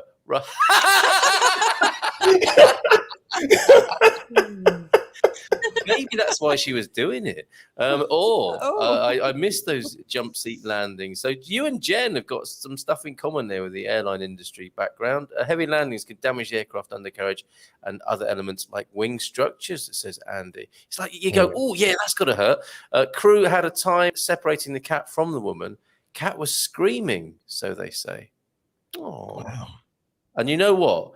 If that wasn't a difficult enough image, here's something to add to that for you. It was a hairless cat. Oh. So not only is woman nursing a cat on an airplane, she's nursing one of them hairless ones, which always freaked me out a little bit, I've got to say. Everyone's just picturing that, aren't they? And trying not to judge, but struggling. I just struggle because I think those hairless cats feel like they feel like genitalia. That's not helping. That's not helping. That's weird. Should we leave that awkward silence for a bit longer? I'm sorry. We once had this lovely hairless cat that just walked into our house once. This is many years ago when I was living in Bournemouth, and this cat was so friendly, and it hopped on my lap and I stroked it and I thought, what does that remind me of? Because it's like warm, it feels like skin, possibly a bit of stubble, but it just felt just felt to me like stroking a penis. And sorry, everybody. And 5 hours later, everybody. Full disclosure, I'm at least 60% Irish ancestry. We knew it was something like that. I thought you were. I thought you were going to make an announcement. Then sorry, you just. My full disclosure. No, it's not connected with the hairless cat. Sorry, comments. I think hairless cats are cool, but they're kind of ugly. But they're really sweet. And then it gets worse again. Can we? Right. Okay. Back to Ubi just for Sorry. a moment. Maybe more like 85% Irish. I want to see the video of you going into those Irish bars and confusing people. Depending on which relative you ask, yeah, of course. The rest is an uncertain mix of North Sea pirates. Ooh, that sounds Yeah, you sound exciting. like a great person to go drinking with. Ubi, I think. Yeah. Oh God, it gets worse. Absolutely, Deborah. I'm so glad you're here tonight. Lola, hairless one. Yikes. Is that like a haha? As in, yes, I agree, Louisa, with your I'd like assessment. to know, who has stroked a hairless cat, and what do you think it feels like? That's my big question for There today. it is, big question. I know. Carl sort of said tonight was going to be we've about our barely wonderful touched. guests, We've barely touched and then the on the high beautiful subject world. of the beautiful world, and I've just totally given it one of those crash landings with That the went cat with a comment. bump. That went with a bump, didn't it? I remember in the 90s going to Portugal air tours, you got the free meal on the plate. Oh, happy days. And when it stopped, I felt cheated, part of my holiday. What was it though, Well, those Deagle? horrible meals. Sorry. Well, it's still something, isn't it? Everyone thought it was a baby. Oh, everyone thought it was a baby, but later into the flight, realised what was really going on. It was going, wow. You know, it just sounded like that as well. Rima's going to go because she has to call her sorry, daughter. Rima. I do beg your pardon. It was lovely talking to everybody. And to you. Yeah. On that note about the cat, I'm off. She's going to she might be going to throw up. Quick, get one of those sorry, bags Rima. ready.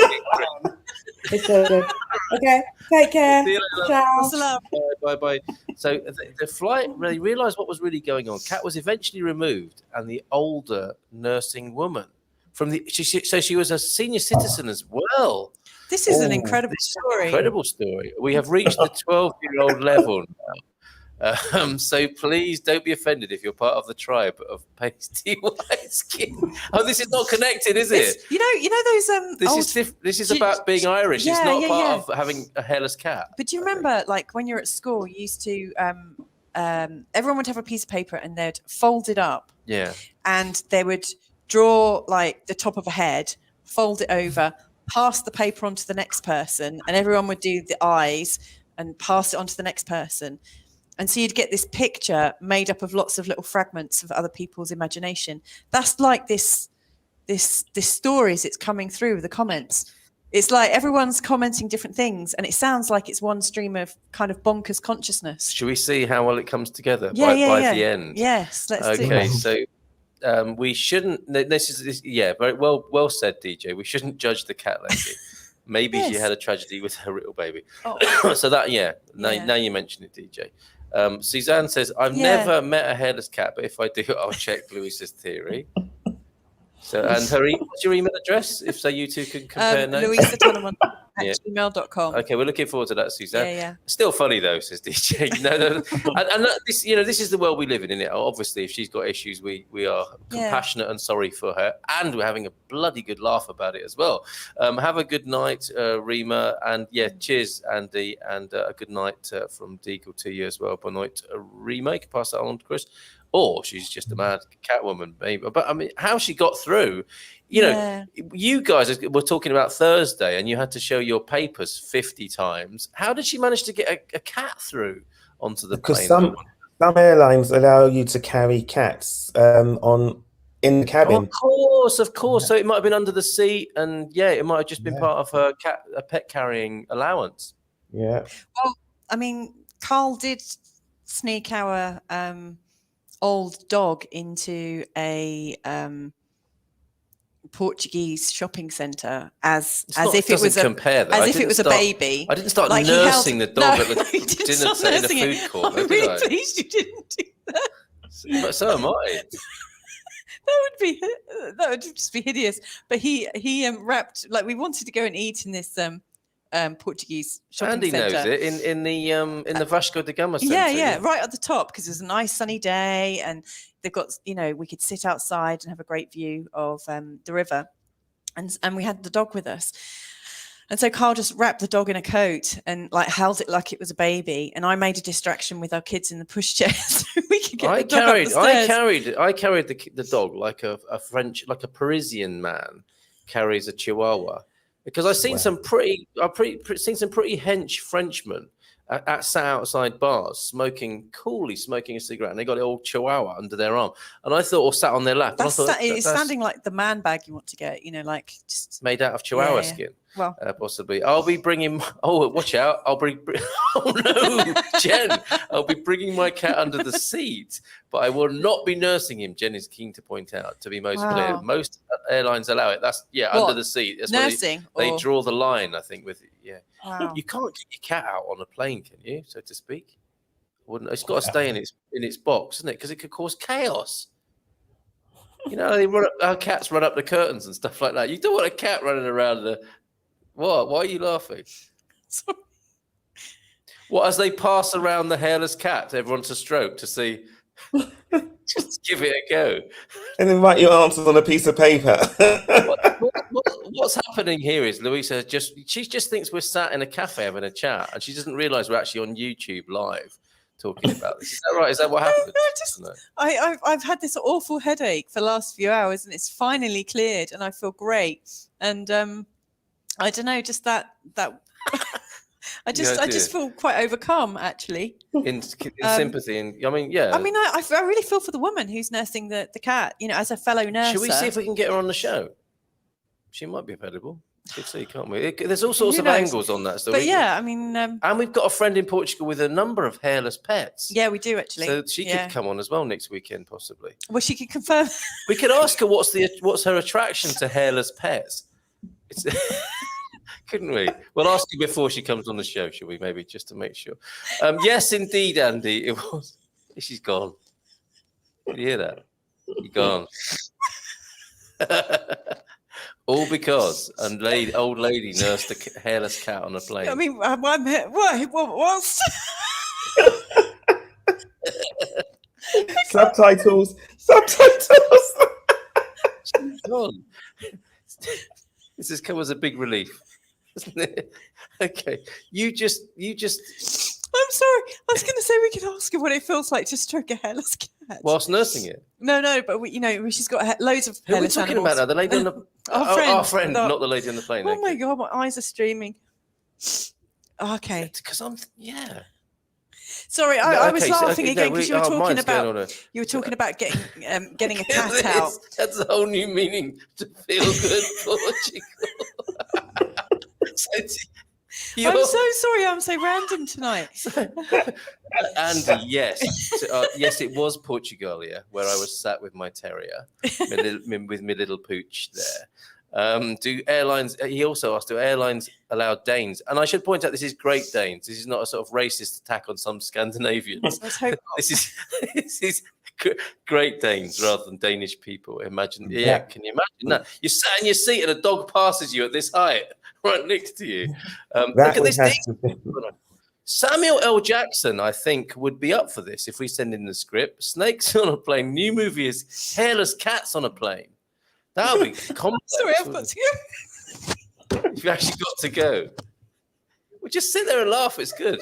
People can just watch you in that window there, the top right of screen. If you just joined us, my wife here, my co-host, is unable to work at the moment because she has been considering the poor lady who was on a Delta Airlines flight who was nursing a cat until staff intervened.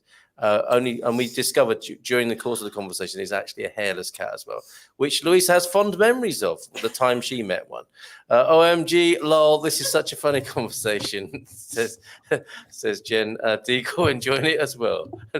New meaning to nursing one. Indeed, I am screaming no at my phone. Have her on the show.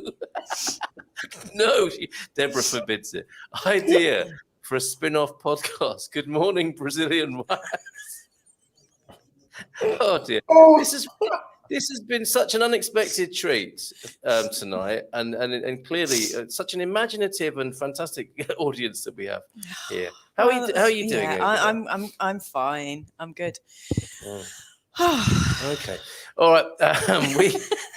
It seems really kind of strange. It's going from the ridiculous to the sublime to talk about Charles Eisenstein now. Oh, we'll have a little change of scene now with Warren Sharp's fantastic Christmas jazzy theme for us, the Good Morning Gumpers Christmas tune, which we'll play now with a few wonderful images, none of careless cats, I hasten to add, thrown in for the video.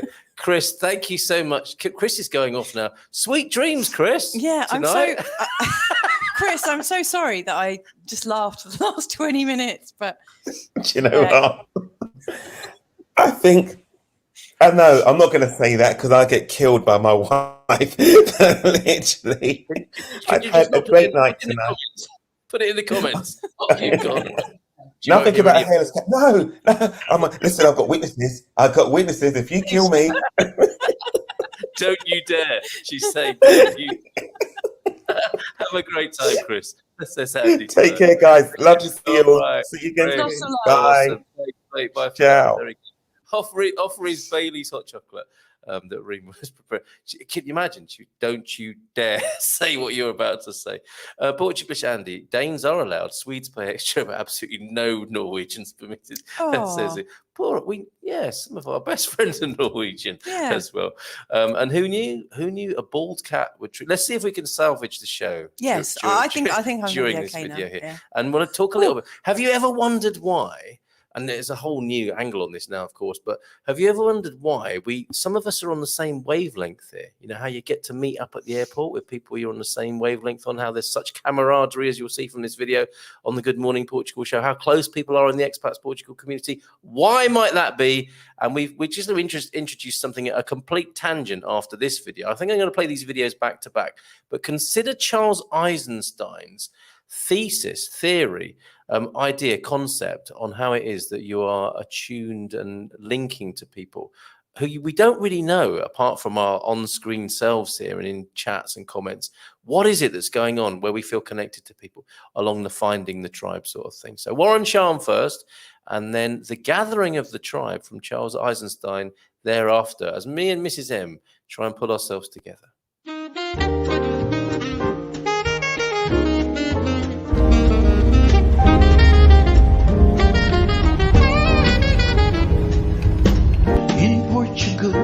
There's a YouTube show full of fun facts you need to know. Carl rings the bell and the members show to the GMP morning show. Featured guests will come and they will blow your mind. The audience will do so in kind. A little vanity mixed with some insanity on the morning show with GMP.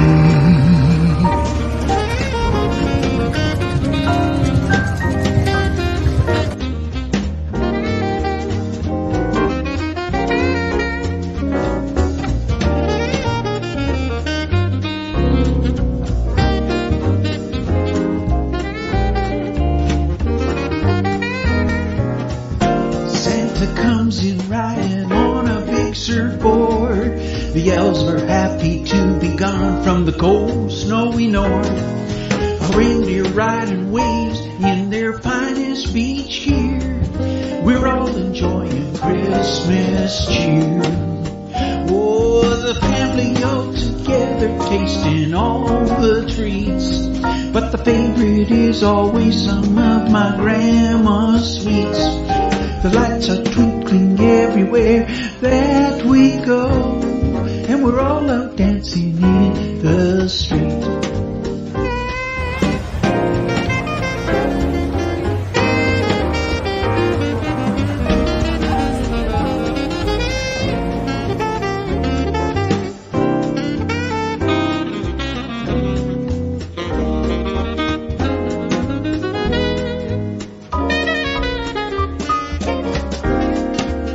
Hey, Gumpers.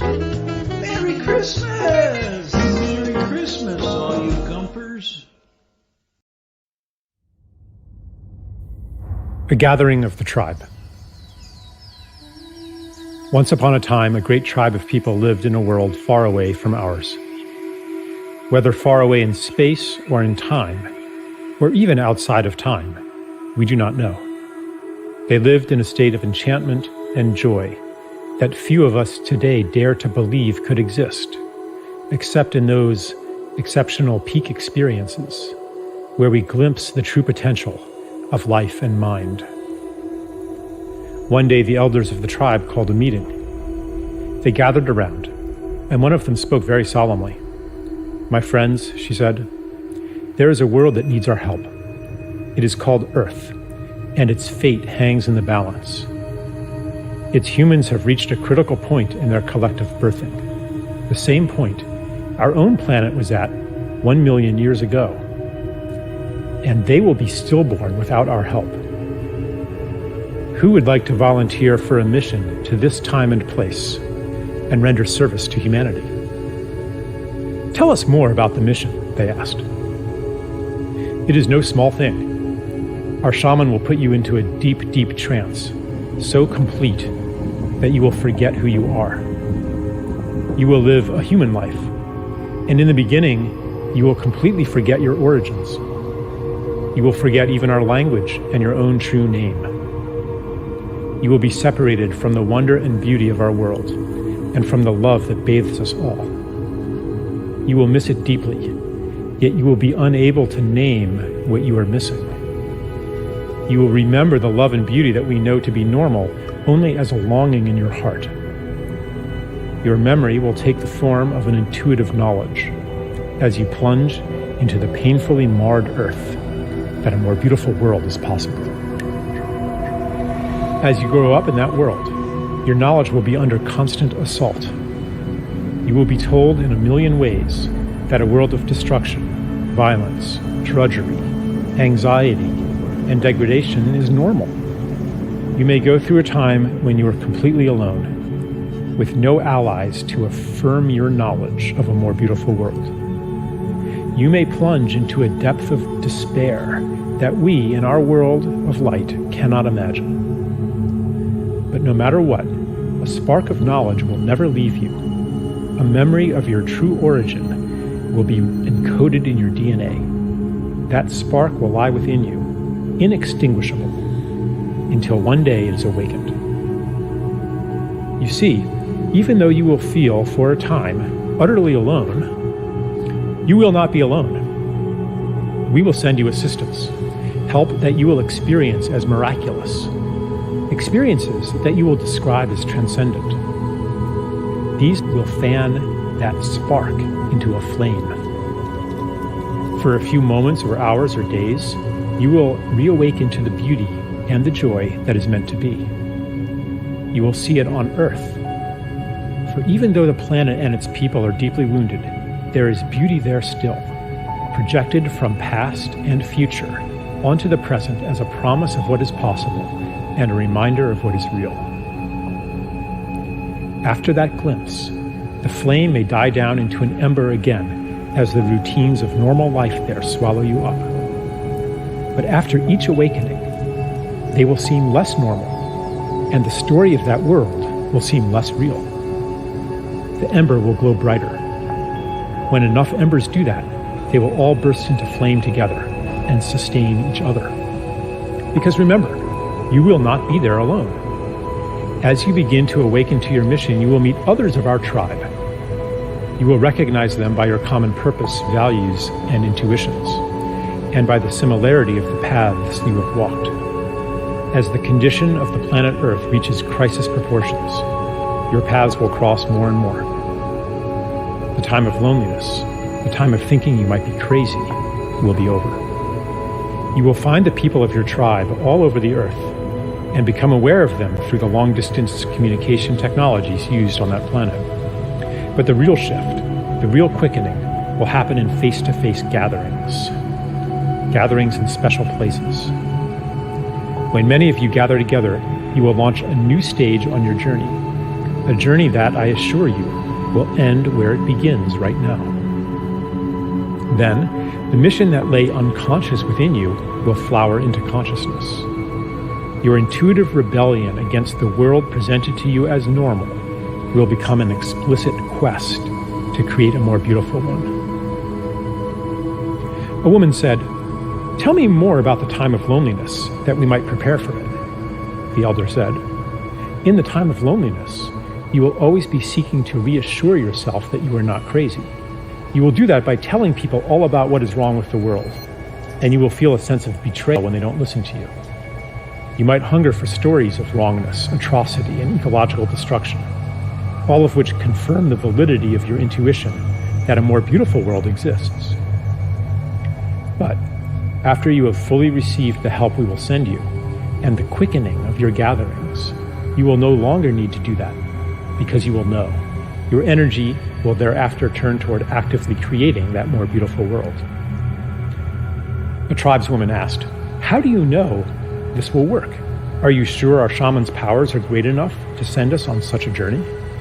The elder replied, "I know it will work because he has done it many times before. Many have already been sent to Earth to live human lives and to lay the groundwork for the mission you will undertake now. He's been practicing. The only difference now is that many of you will venture there at once. What is new in the time you will live in is that you will gather in critical mass and will each awaken the other to your mission. The heat you will generate will kindle the same spark that lies in every human being. For in truth, each one is from a tribe like ours. The whole galaxy and beyond is converging on Earth, for never before has a planet journeyed so far into separation and made it back again. Those of you who go will be part of a new step in cosmic evolution." The tribesman asked, "Is there a danger we will become lost in that world and never wake up from the shamanic trance? Is there a danger that the despair, the cynicism, the pain of separation will be so great that it will extinguish the spark of hope, the spark of our true selves in origin, and that we will be separated from our beloved ones forever?" The elder replied, "That is impossible. The more deeply you get lost, the more powerful the help we will send you.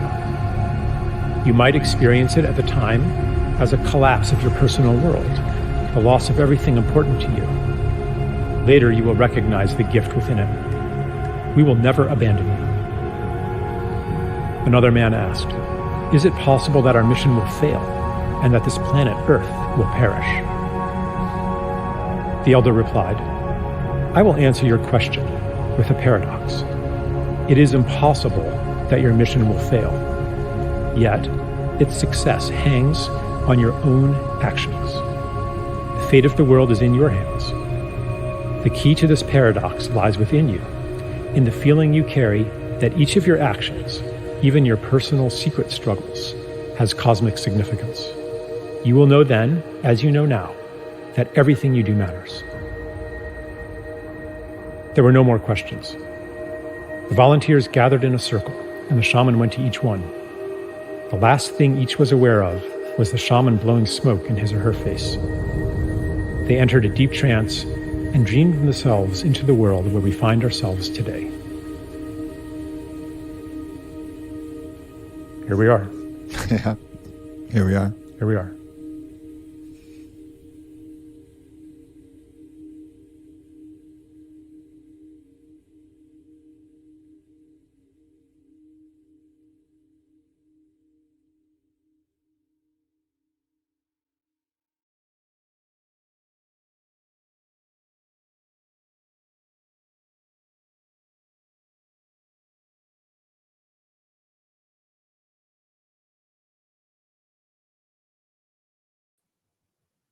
And here we are. And here we are. Isn't And that here you are amazing? as well. Isn't that amazing? I want to play you something else as well, but I don't want to overlook what's being said here. That's Yeah. you've experienced different types of tears tonight, haven't you? Yeah. I've listened to that quite a few times in this last week, and I've taken great comfort from it. And at some level felt that sense of loneliness that Charles Eisenstein is talking to. I mean, he's a great storyteller. I don't know if any of you listening tonight know his work, but I mean, it's really worth checking out. We were very fortunate to, I saw him in Totnes back in... About 6 years ago. I was nursing, not a cat, but I was nursing our first child together. So it's 10 years 10 at least. years ago. Wow, okay. It was 10 years ago. And he's a really captivating person. He's an amazing person. He talks in stories and the mythology behind all of his sound reasonings are sort of displayed in a beautiful story. It's really quite incredible. And the guy that he's with there, that helped produce that, Aubrey Marcus, I've signed up for his channel. Thank you, Aubrey, by the way. Yeah. You know, I was listening to one of their chats last night about community and courage, and how we need the courage of our convictions. You know, Suzanne saying, I really love this. I wish I was optimistic at this moment. Earth feels so dystopian now. And yeah, that was, I think, really what led me to listen to the Gathering of the Tribe, the piece that we've just listened to. Suzanne's also saying, oh, you've just put that up, haven't you? And I've just taken it down. Sorry. You go. She's saying it is comforting. We've all felt this loneliness and futility. Yeah. And, you know, at my core, I can't help but think, is that one of the things that gets people thinking about moving to a different country? You know, these people, I'm talking about myself here, and I know I'm pretty safe to include Carl on this one as well. You know, we've possibly never always felt like we were part of the mass consciousness, always possibly felt like a bit of an outsider in our own country. Or an outsider in our own community, and we go to new places to create new communities or to find new communities. And I wonder if that is the experience a lot of expats have and feel. You know, what is it at the core of each of us that is whispering in our ear, like our soul talking to us, saying, maybe I need to be just over here. Yeah, so that's why we wanted to share it tonight, because I think it's really special. Well, and yes, and another lovely comment's come in. This is from Lisa. I think, what did Lisa? Could you read out to me what Lisa just said? Because I'm about to forward it to her. Okay. so she's got it. I would like to listen to this before bedtime to relax and feel better. Okay, I've just sent it to you, so that you can. It's called Gathering of the Tribe. Yeah. Yeah, it's really awesome. I mean, one of the things that I felt really cool to do this week is I've started recording little hypnotations, so hypnotic meditations, and I've set them. Often my work's quite long, but I've made them just like 11-minute sound bites, 11:11 in fact. You know, for people that like numbers. So I've recorded 2, and I'm in the middle of doing a recording called Tuning Into Your Tribe. Sort of based on my experiences of listening to this one. So if anyone wants to listen to something that helps them to feel better about what's going on and to relax, and to be able to meditate and probably nod off as well, but wake up feeling great, then, you know, just send us your email, and I'll forward it to you. You know, it's just something I wanted to do. So nice one. Okay. Yeah. And if Fiona and Simon, even when you do not feel like it, you're unique. Be strong and courageous. We all have a different journey to make, and each journey is unique. Your journey is beautifully yours. Embrace it. Thank you, Fiona and Simon there. And I think, Jen enjoyed that as well. It's beautiful, she says, and as well there. Lisa sending us a nice smile during that. And so I've sent you the audio so you can listen to it on your phone or whatever. Yeah. And we hear you, Suzanne, for sure. And, you know, that's part of what this Feelgood Portugal is about. It's not all, you know, Pollyanna feel good. It's like the encouragement to I think feeling good not in the you know, like constantly happy, but I think our natural state is joyous and a freedom from unhappiness, if we put it like that, and yet living is, you know, like as you're saying, Suzanne, dystopian, and there's just so much crazy man-made behavior around that it is quite difficult to sometimes feel the good that we naturally are. And so that, you know, how do we do that? We've got each other, haven't we? And we've got people like Charles Eisenstein to inspire us, and this community to support us. So that's what this is about as well. It's not, we're not gaslighting feel good or happiness. There's no use in that, or virtue signaling it, or anything like that, or, you know, being hopelessly positive thinkers at all costs and ignoring some of the terrible things that are going on. Far from it. You know, I think it's a great sign of our maturity as a community to be able to navigate the truly awful, which is around us, and in the midst of that, you know, have each other to see that essentially behind all of that nonsense, life is good, and to remind each other that is the case. DJ saying, I love it. I think referring to Charles Eisenstein there. And yeah, Lisa, it's on its way to you. Perd Williams Jr. So true. I'm not sure which bit you're referring to there, Perd, but we'll take that for sure. And Fiona and Simon, the best way to predict the future is to create it. I'm going to take you back. I love that. Yeah, it's so true. I'm going to take you back to the past in just a minute, though, because I've got something to go with this that's uniquely Portuguese. And we're going to go a little bit over the midnight hour with this. But the audio I want to play you, which is how I open the show, and not people aren't necessarily there at the beginning, but I want to play this to you because it's somebody talking about the Carnation Revolution that I have been referring to throughout the show. But I'll play that in just a moment, and I would like that to be heard in conjunction with Charles Eisenstein, because it's really, really important that this is so recent in world history, and that it happened here. And that it's something that we can take some comfort in as well. I watched a beautiful, I watched a beautiful video with dozens of children singing yesterday on Facebook, and it took my breath away. It was a strange feeling. Thank you, Jen, for that. I mean, I love things like that myself. I was a caretaker in a children's in an infant school. My daughter went to the school, my stepdaughter, and I was in a position where I could become the caretaker, and I ran the after school club as well. And one of the highlights of working with young kids was hearing them sing in assembly, because they're so unself-conscious and their little angelic voices. I remember when I was leaving at my leaving do, it was end of Christmas term, I think, and what I decided to do was buy a big crate of tangerines in the UK and give all the kids a tangerine each, and they gave me a fond farewell. And if that wasn't tough enough, I mean, it's like, I don't know how many, 150 small children saying goodbye to you with tangerine in hand. Did you cry? They started bloody singing after that. So those lovely little things, like, because one of the songs came back to me, one of the lovely little carols. It was on a starry night when the hills are bright. Do you know that one? It was on a starry night. And they sing their little hearts out, don't they, in that unself-conscious way. So I think that's great that they reduce us to pieces sometimes like that, Jen. Their voices were ethereal. There we go, the angelic. And yet every child was alone in a room. Oh, and it was done like a Zoom call. It was sad and made me smile. I said, that is really horribly poignant, isn't it? Oh, my word. You're right, Louisa. I don't want to dwell on that too much. I've lived in other countries which were truly home at different times. The US is just where I was born because older generations moved. Wow. Okay. Suzanne, what a fascinating past you must have. I always felt I was living in the wrong country. I belong somewhere else, says Jen. Yeah, and isn't it, because you can feel that about the world as well as the particular country, can't you? As Charles is talking about there, was listening whilst doing the laundry sounded like a great tale. It certainly was. I landed in Portugal for the first time. Really felt like it was the correct place, the place I didn't know I needed to be. That is beautiful, Jen. That's wonderful. Yeah, one needs community. We need good people. Yeah, we really do. You two are. Oh no, I'm going to cry again. Thanks, Jen.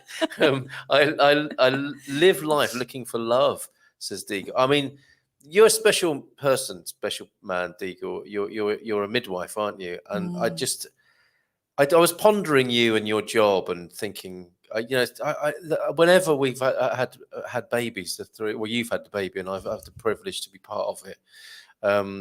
And having been part of 5 children being born in this world and met midwives, it's just the most incredible job, is it? Yeah, not? The most loving. Love to talk to you about that, Deagle, loving people. Yeah, incredible. But you're there, aren't you, at the very basis of love and life, and you see presumably lots of grown men weeping, reduced to tears when they see their little newborn. They're being blokey, manly, and the rest of it. And you just, I defy so many men, all men, to not be reduced to tears in that moment. And quite rightly so. But everything, everywhere, there is love. Just people need to know how, where to look at life. Absolutely. When I gave birth to our last child, and we were very fortunate to have a really experienced midwife, a Dutch midwife that specialises in home birth over here, and just before, like about 20 minutes or so before I gave birth, she said to me, or us, she said, I'm going to be really, really silent. I'm not going to say a word when the baby comes out, because it's really important that the first voice that your child hears, or the first voices, are yours and your husband's. And and it was such a beautiful thing. It hadn't even occurred to me. And it was just such a silent thing, as I gave birth to our child. And of course, I said, cabin to cross check. Welcome aboard this flight, young one, from mummy's womb into the birthing pool. Please fasten your safety belt. I think you said hello, welcome. It was such a beautiful thing. Midwives are amazing. Yeah, absolutely, Diego. I don't know if it'd be lovely to talk to you one Saturday night if you're up for it. Louisa's commentary was so true. It was your comment before, Per. Thank you for pointing that out to us. And that is perfectly said, Fiona and Simon. A lot of gems coming from Fiona and Simon today, for sure. I love hearing children sing as well as watching their beautiful faces. Yeah, it's the unself-consciousness, isn't it? They just give it their all. It's the innocence, isn't it? They give it their all. So innocent. And I was, we had a little bit of it on Thursday night when we had our carol singing. I think people were in the comfort of their own homes and on Zoom were singing their hearts out. So thank you, everybody who did that on Thursday. Like, really singing like you're in a child. No, not sure if you can see it on this link. Not sure what you mean there, Jim. But if you send us the link, we'll play it. The children singing. Oh, I see. Yeah, okay. I always felt I belonged somewhere else. Europe, says Lisa. Not long now, then. Jess, watching you guys is better than therapy. Oh, cheers, Jess. Thank you so much. The future depends on what we do now, as every day we're helping shape it. So true, so true. Let's use time wisely and appreciate the present so that the future will be in accordance with the vision that we all hold within us and not the vision of tyrants. Indeed. Fiona and Simon, I really love what you put there. I absolutely agree that we are creating our future, and we must kind of like tread lightly and be really conscious. I really flip-flop between a couple of positions, which you may have noticed on Facebook. So when I'm doing my work with my clients, I go into this really peaceful place, and I'm channeling this or feeling the peaceful presence of love that Deagle's talking about. And I become my most magnificent self. And then every now and again, I look at Telegram and I think, oh my God, I have to share this because people must know. And actually, the more magnificent part of myself knows that if I'm actually radiating full love, and if I'm in that place of love, then actually, and this is a bit sort of like vibrational. So if it's not your thing, I really apologize. But I think it probably is. Like, we have a vibration, we have a frequency, and when we're in a high frequency or vibration of love, we have a much better chance of influencing people around us, and a bit like tuning forks. In fact, I recorded an 11-minute hypnotherapy session, a mini session called "You Are a Human Tuning Fork of Love and Light." So if you want that, message me and I'll send it to you. But anyway, we are tuning forks, and if we vibrate at a particular frequency of love, and there are people nearby at the same frequency, like tuning forks, if you ping one, and there's another one that goes to the same frequency, they start pulsing together. They start emitting a vibration, but it comes in pulses. And so the way I see it in my head, because I've got a bit of a sort of visual head, I see like little parts of the world lighting up, going ping, ping, ping, ping, ping, and everyone's starting to vibrate. And I think that's the most magnificent opportunity we've got, is for us all to stay in love. But then there's these moments where I think, is it working? Can we all connect to love, and can we all feel joy in our hearts and create this better world that we know is possible, that we feel and we sense? And then I go to the dark side, and then I share something that later someone says, nah, that's false facts. Yes. Fake news. Indeed. Yeah. No. Well, but it's just a polar world we live in, isn't it? Really I think is. We're all familiar with that.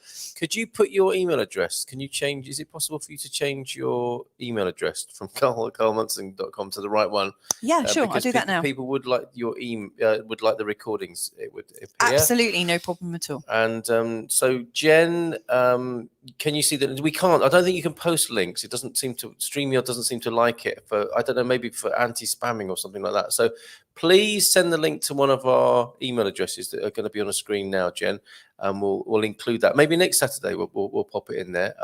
Saturday, it's actually Christmas Day. Oh, not Nick. Well, we are actually going to be on Christmas morning, and you're thinking maybe we should do a New Year's Eve thing. But so we'll let you know. But Jen, we'd love to see that if you could send that, that'd be great. And you also say, Jen, OMG, Louisa, baby's birth. Wow, that was a beautiful thing she did for you both. She's an extraordinary Yeah, woman. really amazing. And then woman. when the baby was born, she went outside and smoked a big fat cigar as well. Not Louisa, the midwife did that. She was an extraordinary woman. She was amazing. Yeah. Louisa, a great idea. Tuning forks, everything is vibration. Yeah, there you go. As if to prove it, everything is vibration. So we all found ourselves here, the gathering of the tribe here today. We're humming together, aren't we? Sounds great, Mrs. M. Those recordings, I think. I'd love to hear more. Such a beautiful way to see things, says Julie Pauly as well. Well, probably the thing to do that if you're talking about Louisa's work is people. Is it a blog they can follow of yours? I actually don't update my blog. I don't have time at the moment. I'm so busy with client work. So just drop me a line on this email, okay. So louisa.munson@gmail.com. That one on the screen there, Julie, would be great.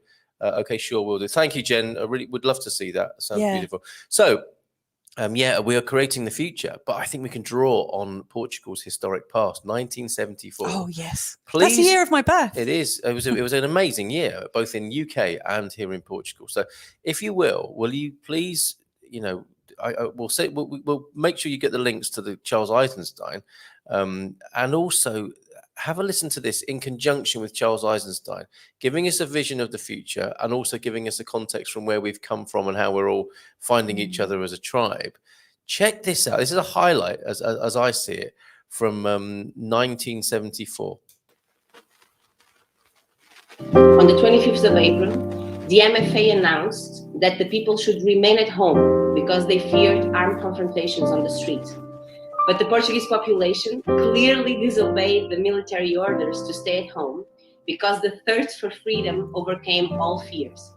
And so people took the streets to the thousands and supported the military coup to force the resignation of the leader of the regime. The people brought red carnations and distributed them to the soldiers, who stuck them in their rifle barrels, making the flower the symbol of the revolution.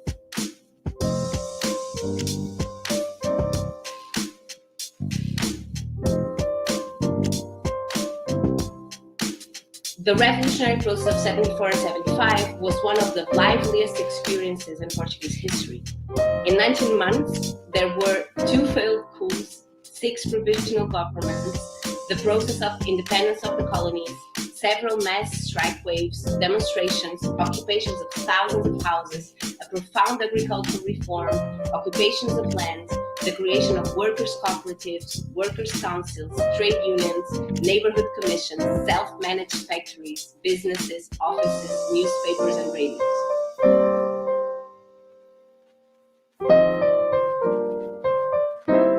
Because the thirst for freedom overcame all fears. Because the thirst for freedom overcame all fears. Isn't that amazing? I just love that. I loved hearing that. And it's a young woman talking about the, as you can see from my link there. So the video was Portugal's Carnation Revolution started on this day in 1974. So it was obviously an April 25th program that you can see on that link there. What did it accomplish? And she's really amazing, the speaker there, who I've lifted from that video to put on that. It's just a YouTube backing track, but it just seems so important. I mean, and that's been an incredible thing for me in this last week or two. I've become quite terrified, or I had become quite terrified by the idea of mandated vaccination that we've seen coming into force in Austria. Possibly Germany, maybe France, and this goes against something very, very deep in me, that anybody should have a medical procedure forced upon them. Whatever it is, it's not necessarily about vaccinations, but this is a step too far for me, and I became quite afraid because we're immigrants in a foreign country where this could quite easily happen. And excuse me, what would we do about that? And we were ready to run. Until I spoke to Lonnie, who you've seen on this program, perhaps on a Saturday night, and Lonnie said you can't run. You're not allowed to. You came here for a reason to Portugal, and you need to be here. And he reframed it for me, and he's absolutely right. So it's that thing, the thirst for freedom, which is what we came here for. Our chances of freedom looked a whole lot more possible in 2017 and previously to come to Portugal and feel a greater sense of freedom. And I think that might be true for a few of you. And then something else has happened since 2017. And the reason we, this is nothing, before COVID, the sense of freedom was being, I don't know, encroached upon, which made Portugal look like a very attractive place to come and be who you want to be and do what you want to do. Obviously, with due respect to the people of the country and those around us, but it just looked like a great backdrop for that. And I was ready to run. I'll share with you. I was ready to run in this last couple of weeks, but no, this still remains a great place to do it, and it's because of that reason that spirit of the Portuguese people. Where they came up. I mean, they came up against decades of oppression in that moment of the Carnation Revolution. And did you hear that? I mean, they had occupations of public buildings. They had workers' cooperatives. They had agricultural cooperatives. People occupied the land and retook the land and used it for their own purposes. So when people galvanize and have just had enough and see that something else is possible, like the more beautiful world we know in our hearts is possible, we can do this. We can do this for sure. What a great moment for Base Orbit to come in. Base Orbit and Swara, who was one of the stars of the show on Thursday. It was so beautiful, Swara, when you sung Silent Night for us. Thank you so much for that. And welcome. And DJ saying, Lonnie is right. Portugal needs you guys. Every country will need to stand up in the face of tyranny in the end. Yeah, I think you're right, DJ. So let's see. I don't want to get too... I don't know what's the word, frenzied or angry about it, but we can do this calmly, can't we? It can be a calm matter of saying, actually, no, and with all due respect, we're foreigners, we're immigrants, but maybe that brings another useful aspect as well that we, because that's how a lot of what I'm about here in Portugal, it almost feels like a reminder to Portuguese people of how amazing they are. Whilst their noses are to the grindstone with their terrible minimum wage and their, what seems like their struggle against oppressive, the worst forces of globalization, not having children anymore because they're too busy surviving as young professionals. And I think this is, I think that's one of the most sad things. It doesn't take long to see how the Portuguese think about children and feel about children. They love children. They absolutely adore children. One of the things you have to get used to when you move here, if you've got small children, is the head patting that comes from every elder. Even we were in a restaurant today and a young man, he must have been in his late 20s, early 30s, the guy who's serving us. He fussed on our daughter's hair today, our 5-year-old daughter, and it was just such a natural thing. They love children. So to hear that there's this culture that are almost afraid to have children because they can't afford it and they don't have the time. And I was it you that told me that Portuguese mums return to work much sooner than every other? I'm not sure. Somebody shared that with me, that Portuguese mums aren't able to have... because of financial matters and stuff, they're not able to stay at home with their children as long as other cultures in Europe. A net deficit. Children are not being. It's huge. Yeah, it's a big issue, and the central Portugal, the slow exodus of people away from the interior into the coast and the two big cities. That I understand it, I get it, but it's not over, and there were 20% more elderly people here than there were 10 years ago. So there's this incredible grey powerhouse of wisdom.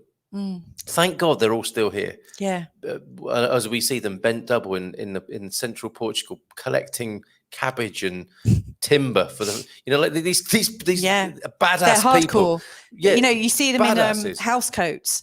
And in these like tabards, I don't know what you call them in America or in different parts of the world, but they have these like house coats or like overalls, like for working in the fields and stuff.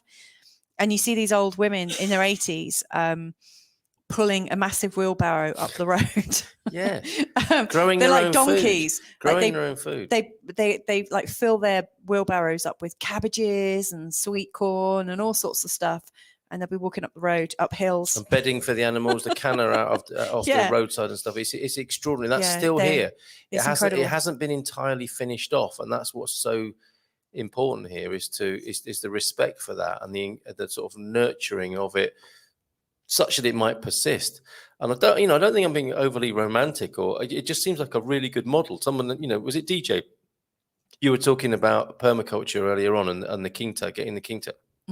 This whole thing, and from what we hear from the neighbours of people who are moving here, is they're very encouraging that this way of life be kept alive here in Portugal, and it's not been snuffed out just yet. So that, please get here and let's galvanise with the amazing Portuguese people, and I think there is something about they have got their heads down and their noses to the grindstone, and perhaps it could be useful for us to tell them what pleasure we get from the old ways of their country. Yeah. It's nothing to be, people are embarrassed about it. That's the crazy thing as well. People are embarrassed about the old ways here, and it's very modern and progressive, and all about modern education and medicine and everything. And you can understand these forces of globalization, but the baby it could possibly go out with the bathwater here. So let's do what we can. Diego sent 2 special coins I have and a T-shirt about the carnation. Oh, you did, didn't you? And now Thunder gave me this as well today. Thunder Duck. I don't know, it's a bit difficult to see, but it's an escudo from back in the day, a silver coin, and it is the April 25th 100 escudo silver coin. So that's really precious and special, and a symbol of what we're talking about here.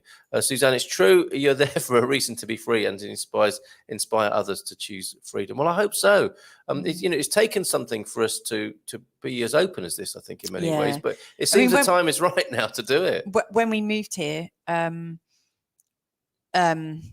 like a lot of people right now are feeling that there's something kind of closing in around them, and it feels like there's fewer options for us to sort of express who we really are as people, because our freedoms it appears that they're being taken from us. Although, I will say, in this last week, like we've heard Chris, like Capricorn 12's experience of coming here and getting his papers checked like over and over and over and over. And yet last week we met somebody who flew over from Leeds, and he didn't get checked at all.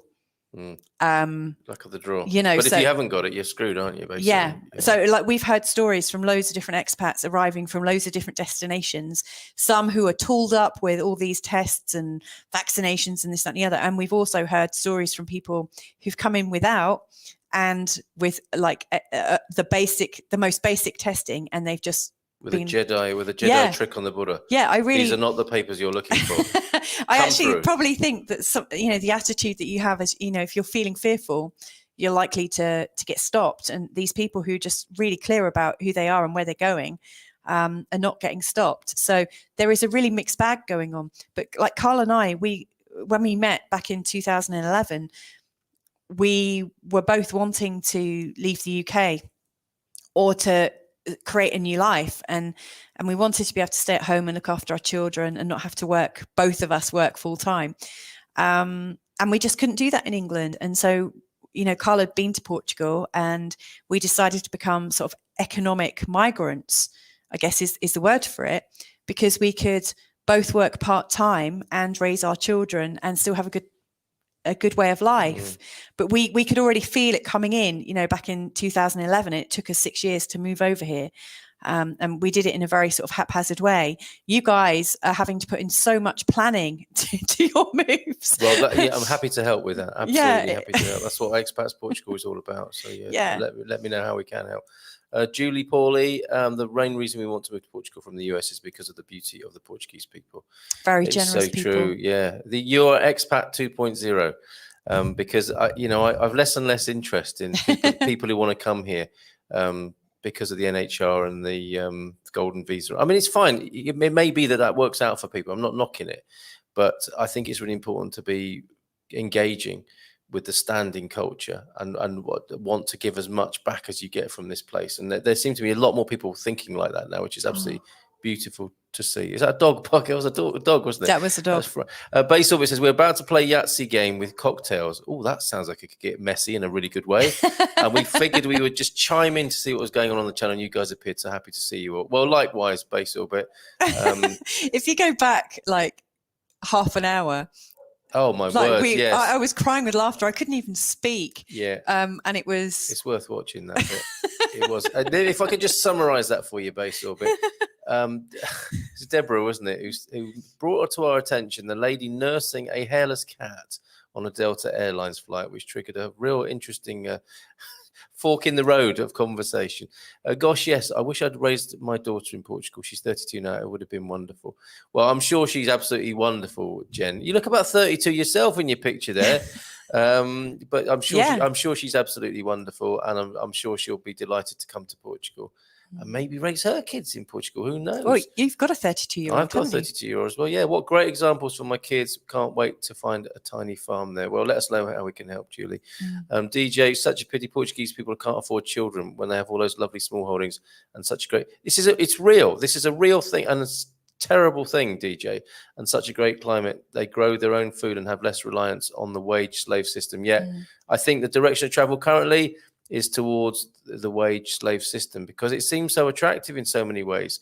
And, you know, you can also understand, can't you, that why some people don't want to be bent double in a garden and the hard work of all of that. You know, it's understandable, but maybe it doesn't need to be done quite like that. You know, gardening, agriculture, permaculture has come a long way as well, hasn't it? So you could have more of a forest garden approach rather than the labor intensity that puts a lot of people off.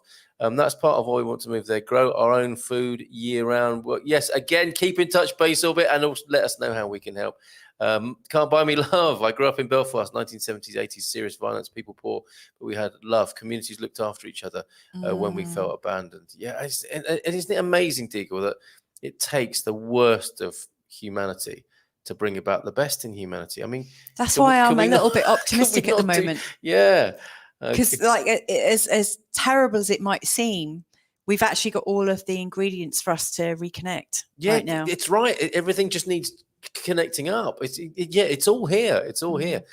Julie Pauly, very, very much a pity. DJ, I would love to be part of the solution. I'm sure you will be, Julie, with that intention. And Bonite joining late, family Christmas today. Cindy B, hello, she's part of this. Cindy B, let me tell you, is a very important part of what we're talking about here. A permaculturist, an eco-village person, a communitarian, a facilitator, an incredible woman. Sounds so like much energy. Some juicy conversation we'll catch on. Yeah, please do, Cindy. But you can scroll past the hairless cat nursing on Delta. Although, you know, it's quite a nice diversion.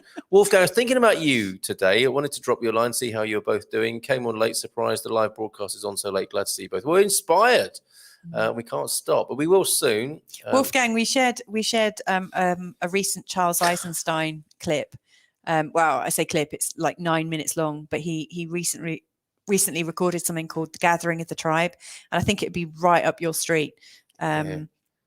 Wasn't it Wolfgang we were with? Because I thought you said we just shared an anecdote about going into a shopping centre with a toy with a small dog. It was with Wolfgang. Yeah, it was. Yeah, amazing. I've put it in the comments there. The connection, the link to Charles Gathering Eisenstein. of the Tribe. Yeah, as text. But if you search for that as a video, you'll find the one we played. Make a sound plan and stick to it. That's my advice if you want to come. Yeah, that's a good one. Definitely. Cindy B, watch, otherwise you'll end up on the naughty list. And he works for Santa, so you be careful. I really respect that people can speak their mind here. I agree that we should respect the culture if we're planning to move there. And I know it's given for you, Aviva. I know that. That's a few years old. The picture. Okay, all right. Wow, still on. We're so right about the Portuguese people. I am in love, says Tamara. Hey, have you been out in Lisbon again tonight? Tamara, she's in love again, everyone. DJ, I'm on my way. You've inspired me tonight. Come on. Yeah, the water's lovely, as it were. Our Saturday night is so much nicer now with you all. Oh, cheers, babe. You still lovely. You've got that Yahtzee game to go to. What happens there? I mean, it obviously involves drinking cocktails. I mean, just do away with the game, maybe. Or get the naked twister out. Or get the twister out. Oh, naked twister. Naked twister and cocktails. What could possibly go wrong? And thank you. Yes, she's wonderful. Have you got memories of hairless cats and naked twister? Oh, God. I actually was thinking, I wonder what would happen with a hairless cat and naked twister. In one situation. You know how my mind works. I do. What else can we put into Louisa's mind, everybody, tonight in the chat? I'm so impressionable. Okay. And thank you. Yes, she is a wonderful human. Jen Shea Jr. here. She's living her own dream life in LA for now. Fantastic. I plan to kidnap and move her to Portugal. Okay, we'll keep that quiet. We'll keep that between us. But that's going to be difficult. But then again, if you can get a hairless cat on a plane, you can probably get a 32-year-old daughter on a plane. But maybe not nurse her. Don't nurse her. Yeah. It's true. We expats should give as much as we get out of this fabulous country. Yes. Yeah, and I know you all know that, don't you? Here, it's the other ones we're worried about. This time round, I've not put on a mask anywhere. No one has challenged me, and people in shops have been just as friendly as normal. I think people are slowly waking up, says DJ there.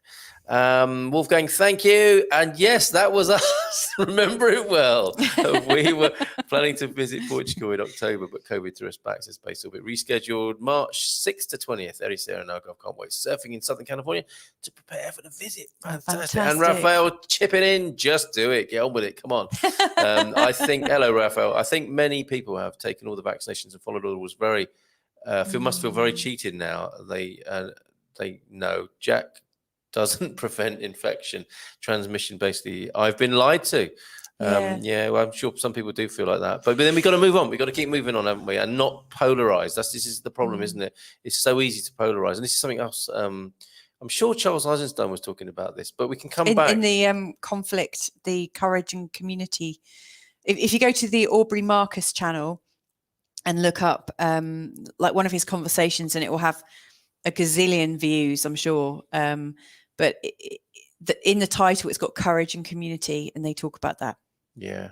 And I think that's the great skill, isn't it? Is to avoid something I heard, the definition of the culture wars was that we're afraid and it's being used, or what is happening is that we're taking it out on each other. And that is a problem. We all have our opinions, don't we? And we all can easily become polar because that's the nature of the rational mind, to sort things as good or bad and right or wrong. But there's a big problem when that mechanism is being used against others, I think. And when we move away from a respectful disagreement into areas of, hatred and coercion and these slippery slopes that we seem to be involved in at the moment. And hopefully we can pull it back and, respectfully disagree and live our own lives. I mean, that to me it seems to be the right combination. Base Orbit, we did recently receive our NIFs. Thank you, GMP and Gilda. Good news there. Raphael, no kidding. We just do it from Suzanne.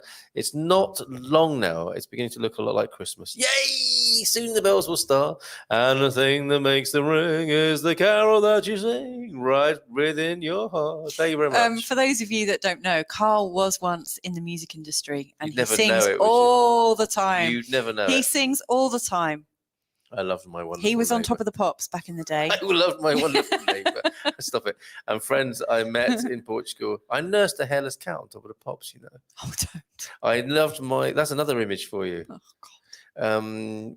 With Janice Long in the background. Oh, my God. I loved my wonderful neighbour and friends I met in Portugal. I was alone at Christmas, and my darling 80-year-old neighbour brought her young granddaughter over to translate. This is one of those moments.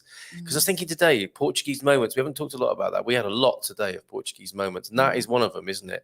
When the granddaughter, I'm sure who was charming, was brought over, and proud grandma brings her over, and delicious treats as well. That sounds fantastic. You know what? I don't think that's just exclusive to Portugal.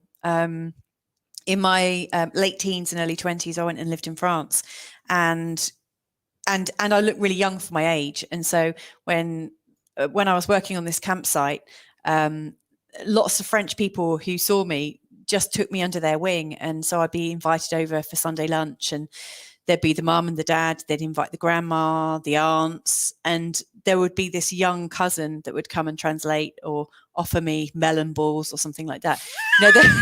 They're always, I really do think humans are much better than we actually realise. Yeah. And it's the same in the UK. Like my mum and dad, like when I was a teenager and phoning back from France and saying, hey, one of my French friends has a son that's going through your area at the moment and is in a bit of trouble. My parents were like, bring him in, and absolutely. looked after him for a bit. And we all do that. We all help each other out all the time. And it's, the media have pulled a bit of a trick on us, in recent times. To make us afraid. Yeah, like to make that us cartoon, afraid of each other. Like that famous cartoon, look, mate, the immigrant's trying to take your cookie there. We all know that one, don't we? That's what they've done to us. That's what they've done to us. And the reality is we love each other most of the time. Yeah. And we only are wary of each other when we're taught to. Yes. But my memories of living in France, irrespective of, the French don't always have a really good reputation. I always found them to be really generous and really giving and really beautiful people.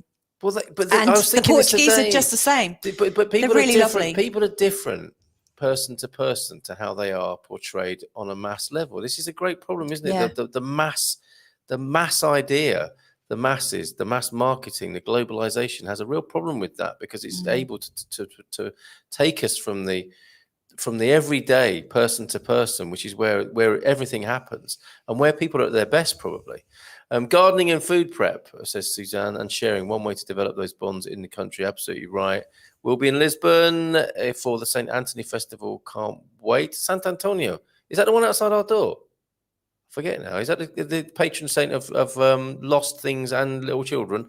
Lol, not out tonight. We know you tomorrow, but the last few, Lisbon is lit and fabulous. Me, just a little. Well done.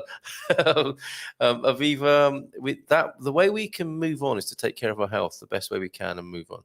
Let's venture back out into life and manage as well as we can. Well said, Aviva. This is why education is so important. The Dunning-Kruger effect, cognitive bias, is more prevalent in this modern polarized society, says Andy. Thanks for that, Andy. I'll have to look that up. Looking forward to tomorrow's farmers market and more dancing children and adults. Nice one, Lisa, over there. That's in California, isn't it? Educated people question more and believe what they are told less. Oh, okay. And divide and conquer. I'm just about to do something and it might go horribly wrong. Yeah, hopefully it's not. Are you playing it from your computer? No. I'm just getting the link for it. Oh, okay. For Hustle. Oh, I can't play that. I'll get us struck off YouTube. I can't do that. No. But people are asking for it, or they're saying, "Oh, top of the pops." No, they're not. You're. No. There's a few comments here saying top of the pops, top of the pops, top of the pops. Wow. Was he in Shawaddy Waddy? Who said that? DJ. Well, that was a lot of weekends. We love your weekends very much. Oh no, a weekend. That's something you have on a camping trip, isn't it? A weekend. Yeah. It is when I go camping. A bucket and chuck it. Yeah. I also heard that Cole did some acting, theatre, television. Yes, Don't darling. you know? Yes. I actually didn't know, did I? I mean, I've done 2 pantomimes, which I absolutely love. And I can hear you saying, "Oh no, you didn't, Carl." He really did. Oh yes, I did. He wore my bras and padded them out because in each one he was playing a woman. He plays a very good woman. He's got fantastic legs. The only reason I did it. Deagle, that was the apparent plan of governments and media, the old divide and rule. Yes, we are innately good, just jaded from poor experiences. Love is there. Oh, Julie, well said.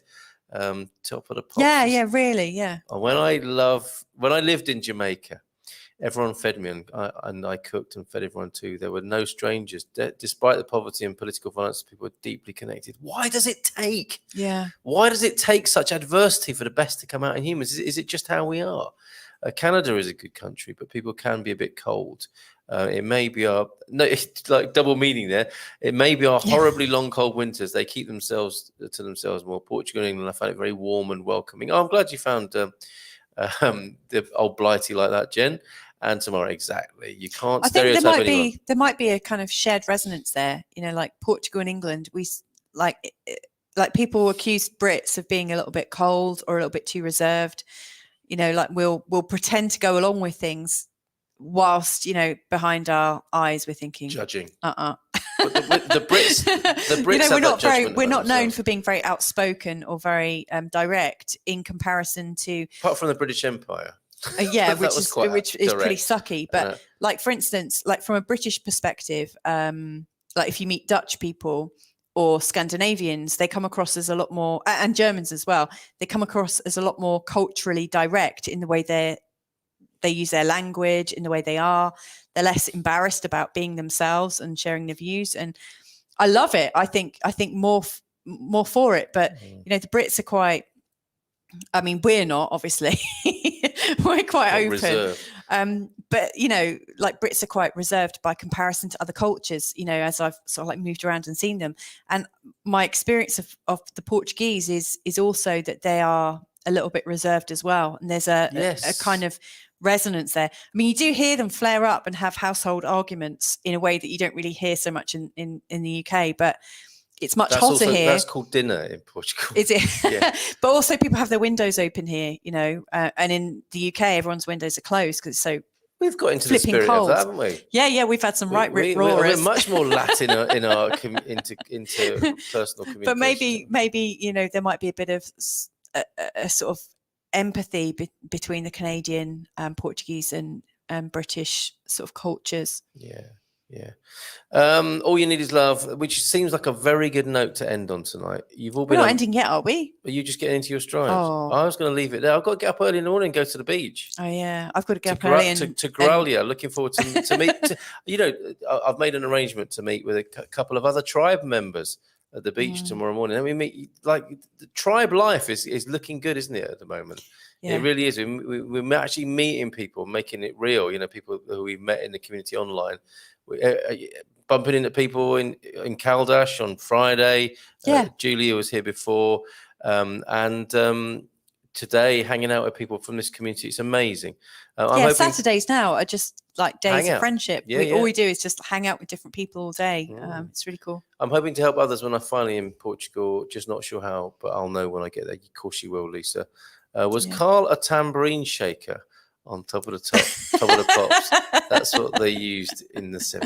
Deacon, I was on top of the pops in the late 80s. How old do you think I am? As well as All You Need Is Love. All You Need Is a Bald Cat. Oh my goodness. Yeah. Sweet dreams, everybody. My mum is British, and she came to Canada after the war. I was raised with a lot of British culture, with Salisbury steak part of that childhood. When I went to England, it was familiar. I agree. Reserved is a good word. I appreciate it. Christmas is a time, a season, and a state of mind to cherish peace and goodwill to all. That's the real spirit of Christmas. Yeah. To all except Boris and his Piacronis. We love you! At least lol as well. I think that's probably for the All You Need Is a Bald Cat comment. What I'm going to do is it all right then if we say goodnight now? Do you know it's 20 to 1? Yeah, I think we should go. I don't want to be a party pooper, but we'll be here again, you know, it's Christmas this time next week, isn't it? So I don't know what we're doing, quite frankly. But yeah, I mean, you'll be on in the morning. We've got guests on Christmas Day, so I don't think we should arrange this in the evening, just in case, you know, we're having a great time. We will do something. We'll have a get together on Christmas morning for sure, so that people who are on their let us know, when would you prefer our next evening session to be? What, the Feelgood Portugal? Yeah, the Feelgood Portugal night. Would you prefer it to be New Year's Eve or New Year's Day? Okay. Because if it's New Year's Eve, it's the Friday night, and if it's New Year's Day, it's the Saturday night. Oh, we could count in on the Friday night. Yeah, we could. Seeing as there's no fireworks anywhere, like we were talking to a restaurant owner today, and the famous San Martinho de Porto fireworks are not happening. You know, that there's no fireworks in Lisbon. There's no fireworks anywhere up this coastline. So look, they're having a new, maybe join forces or something. I don't know. This could be interesting, couldn't it? We shouldn't really conflict with them, should we? No, that's what I'm talking about. Collaboration. Collaboration. Let's have a chat about that, Andy. That could be good. Yeah. Or a shift system. We could have. It could just degenerate into a man cave. Couldn't it? No offense. No offense. But no, lovely people. We're gonna go out with Warren Sharma again. But before we do, I just need to sort of answer the call as to why Carl was on Top of the Pops. When I first met him, he didn't tell me that he was in a pop band in the 80s. And as it turns, like Carl, although we look around the same age, Carl is actually a decade older than me. And never said. And when I met him, it took him ages to tell me that he'd been on Top of the Pops, but he was in a band in the 80s, and he did a kind of dance track in his troupe, I guess. And the funny thing is, although it only got to number 13 in the charts, which is still an achievement, a massive achievement, and he didn't think I'd know the tune. I actually used to dance to it as a kid. It was one of my favorite tunes. You know, like I used to go to these little house parties and stuff as an early teen, and that would be one of the tunes that was being played, and I loved it to pieces. And it, you know, so I was dancing to Carl's music as a 13, 14-year-old at these illegal parties, and Carl was on Top of the Pops at the same time. And so I was hugely impressed, you know, and of course that really made me want to Have my date him children. even more. Yeah, and have your children. And if you watch the link that I shared, it'll be interesting if you can recognise young Carl, because that was obviously a long time ago. You make it sound like it was Dickensian. It was like Queen Victoria. Queen Victoria was on the throne, and Top of the Pops was in black and white.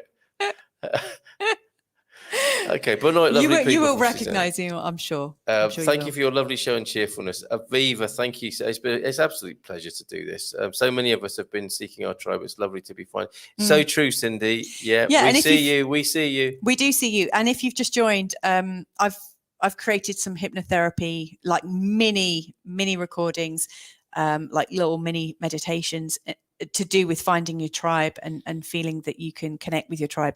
So if you're interested, just send me a little message to Louisa and Munson at gmail.com, and I'll send it on the screen right there. Yeah. Diego, I met a Portuguese lad on Friday in Belfast. He's from Porto, hoping to meet up and teach each other languages. Oh, Great that's so idea. beautiful. Good idea. He's so serious about learning the language, Diego. I'll take my hat off to you, mate.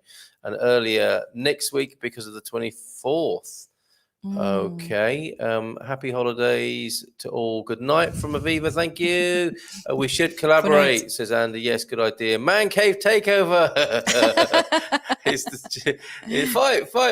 the Christmas Day stream on Zoom or YouTube. It'll be on YouTube, Base Orbit. It'll be a Good Morning Portugal show, and we'll connect up people who might be alone on Christmas Day, people who want to send messages back home. So one thing to do is, if you're in Portugal, and you want to send a message to your folks back home, get them to tune in as well, and we'll do that for you. You can even come on the screen and do it. So we can do that.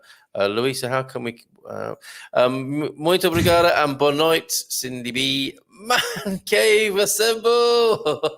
Or Assembly. 30 in the charts. Well done. Oh, thank you very much. It was very good. Catch up after this, Raf. Oh, there you go. That's Andy. Just taking advantage of our chat there for his own private communications. Man Cave Tribe sounds good. And Base Orbit, yes, right back at you with that. Man Cave. We're liking this. I think people are liking the get together, aren't they? The Blush and Brownies are here as well. I missed the time for the Christmas party. I don't know if we even said, in the morning, Christmas Day, I'm going to go for 10 o'clock. We will have a Good Morning Portugal show where people can connect up, and we can all make sure we're okay on Christmas Day. I've got the link to the children. Have you? Singing. All right. Send me that in the private chat. Okay. And we'll go out with that. Okay, so we'll do that. Thanks, Jen, for that. And thank you all so much tonight. I'm going to play you Warren Sharm again. And if we can manage it technologically, we will do the children singing on Zoom, bless them, and all be crying. And weeping thereafter. Thank you so much. You've all been awesome. Here's another light up Christmas video for you, and perhaps the kids video if we can get it together thereafter. Take care. Ciao, ciao. Bye for now. Lots of love. See you soon.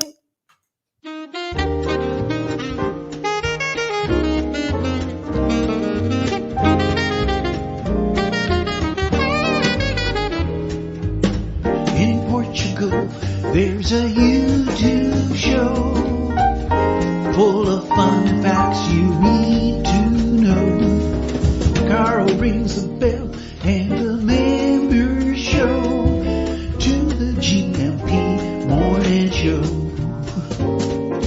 Featured guests will come and they will blow your mind. The audience will do so in kind. The little vanity mixed with some insanity on the morning show with GMP.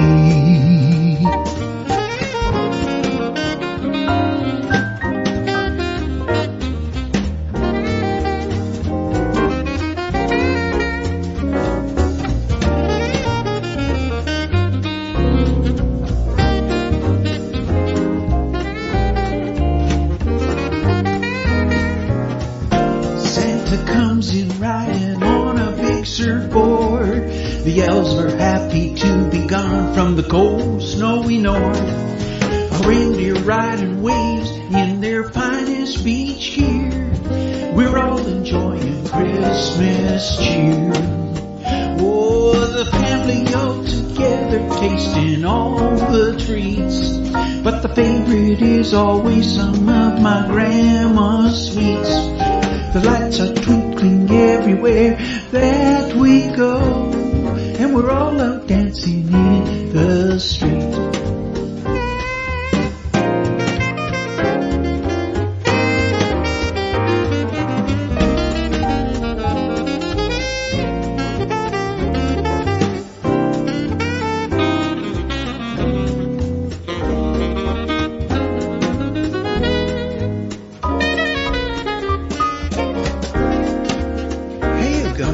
Merry Christmas! Merry Christmas, all you gumpers.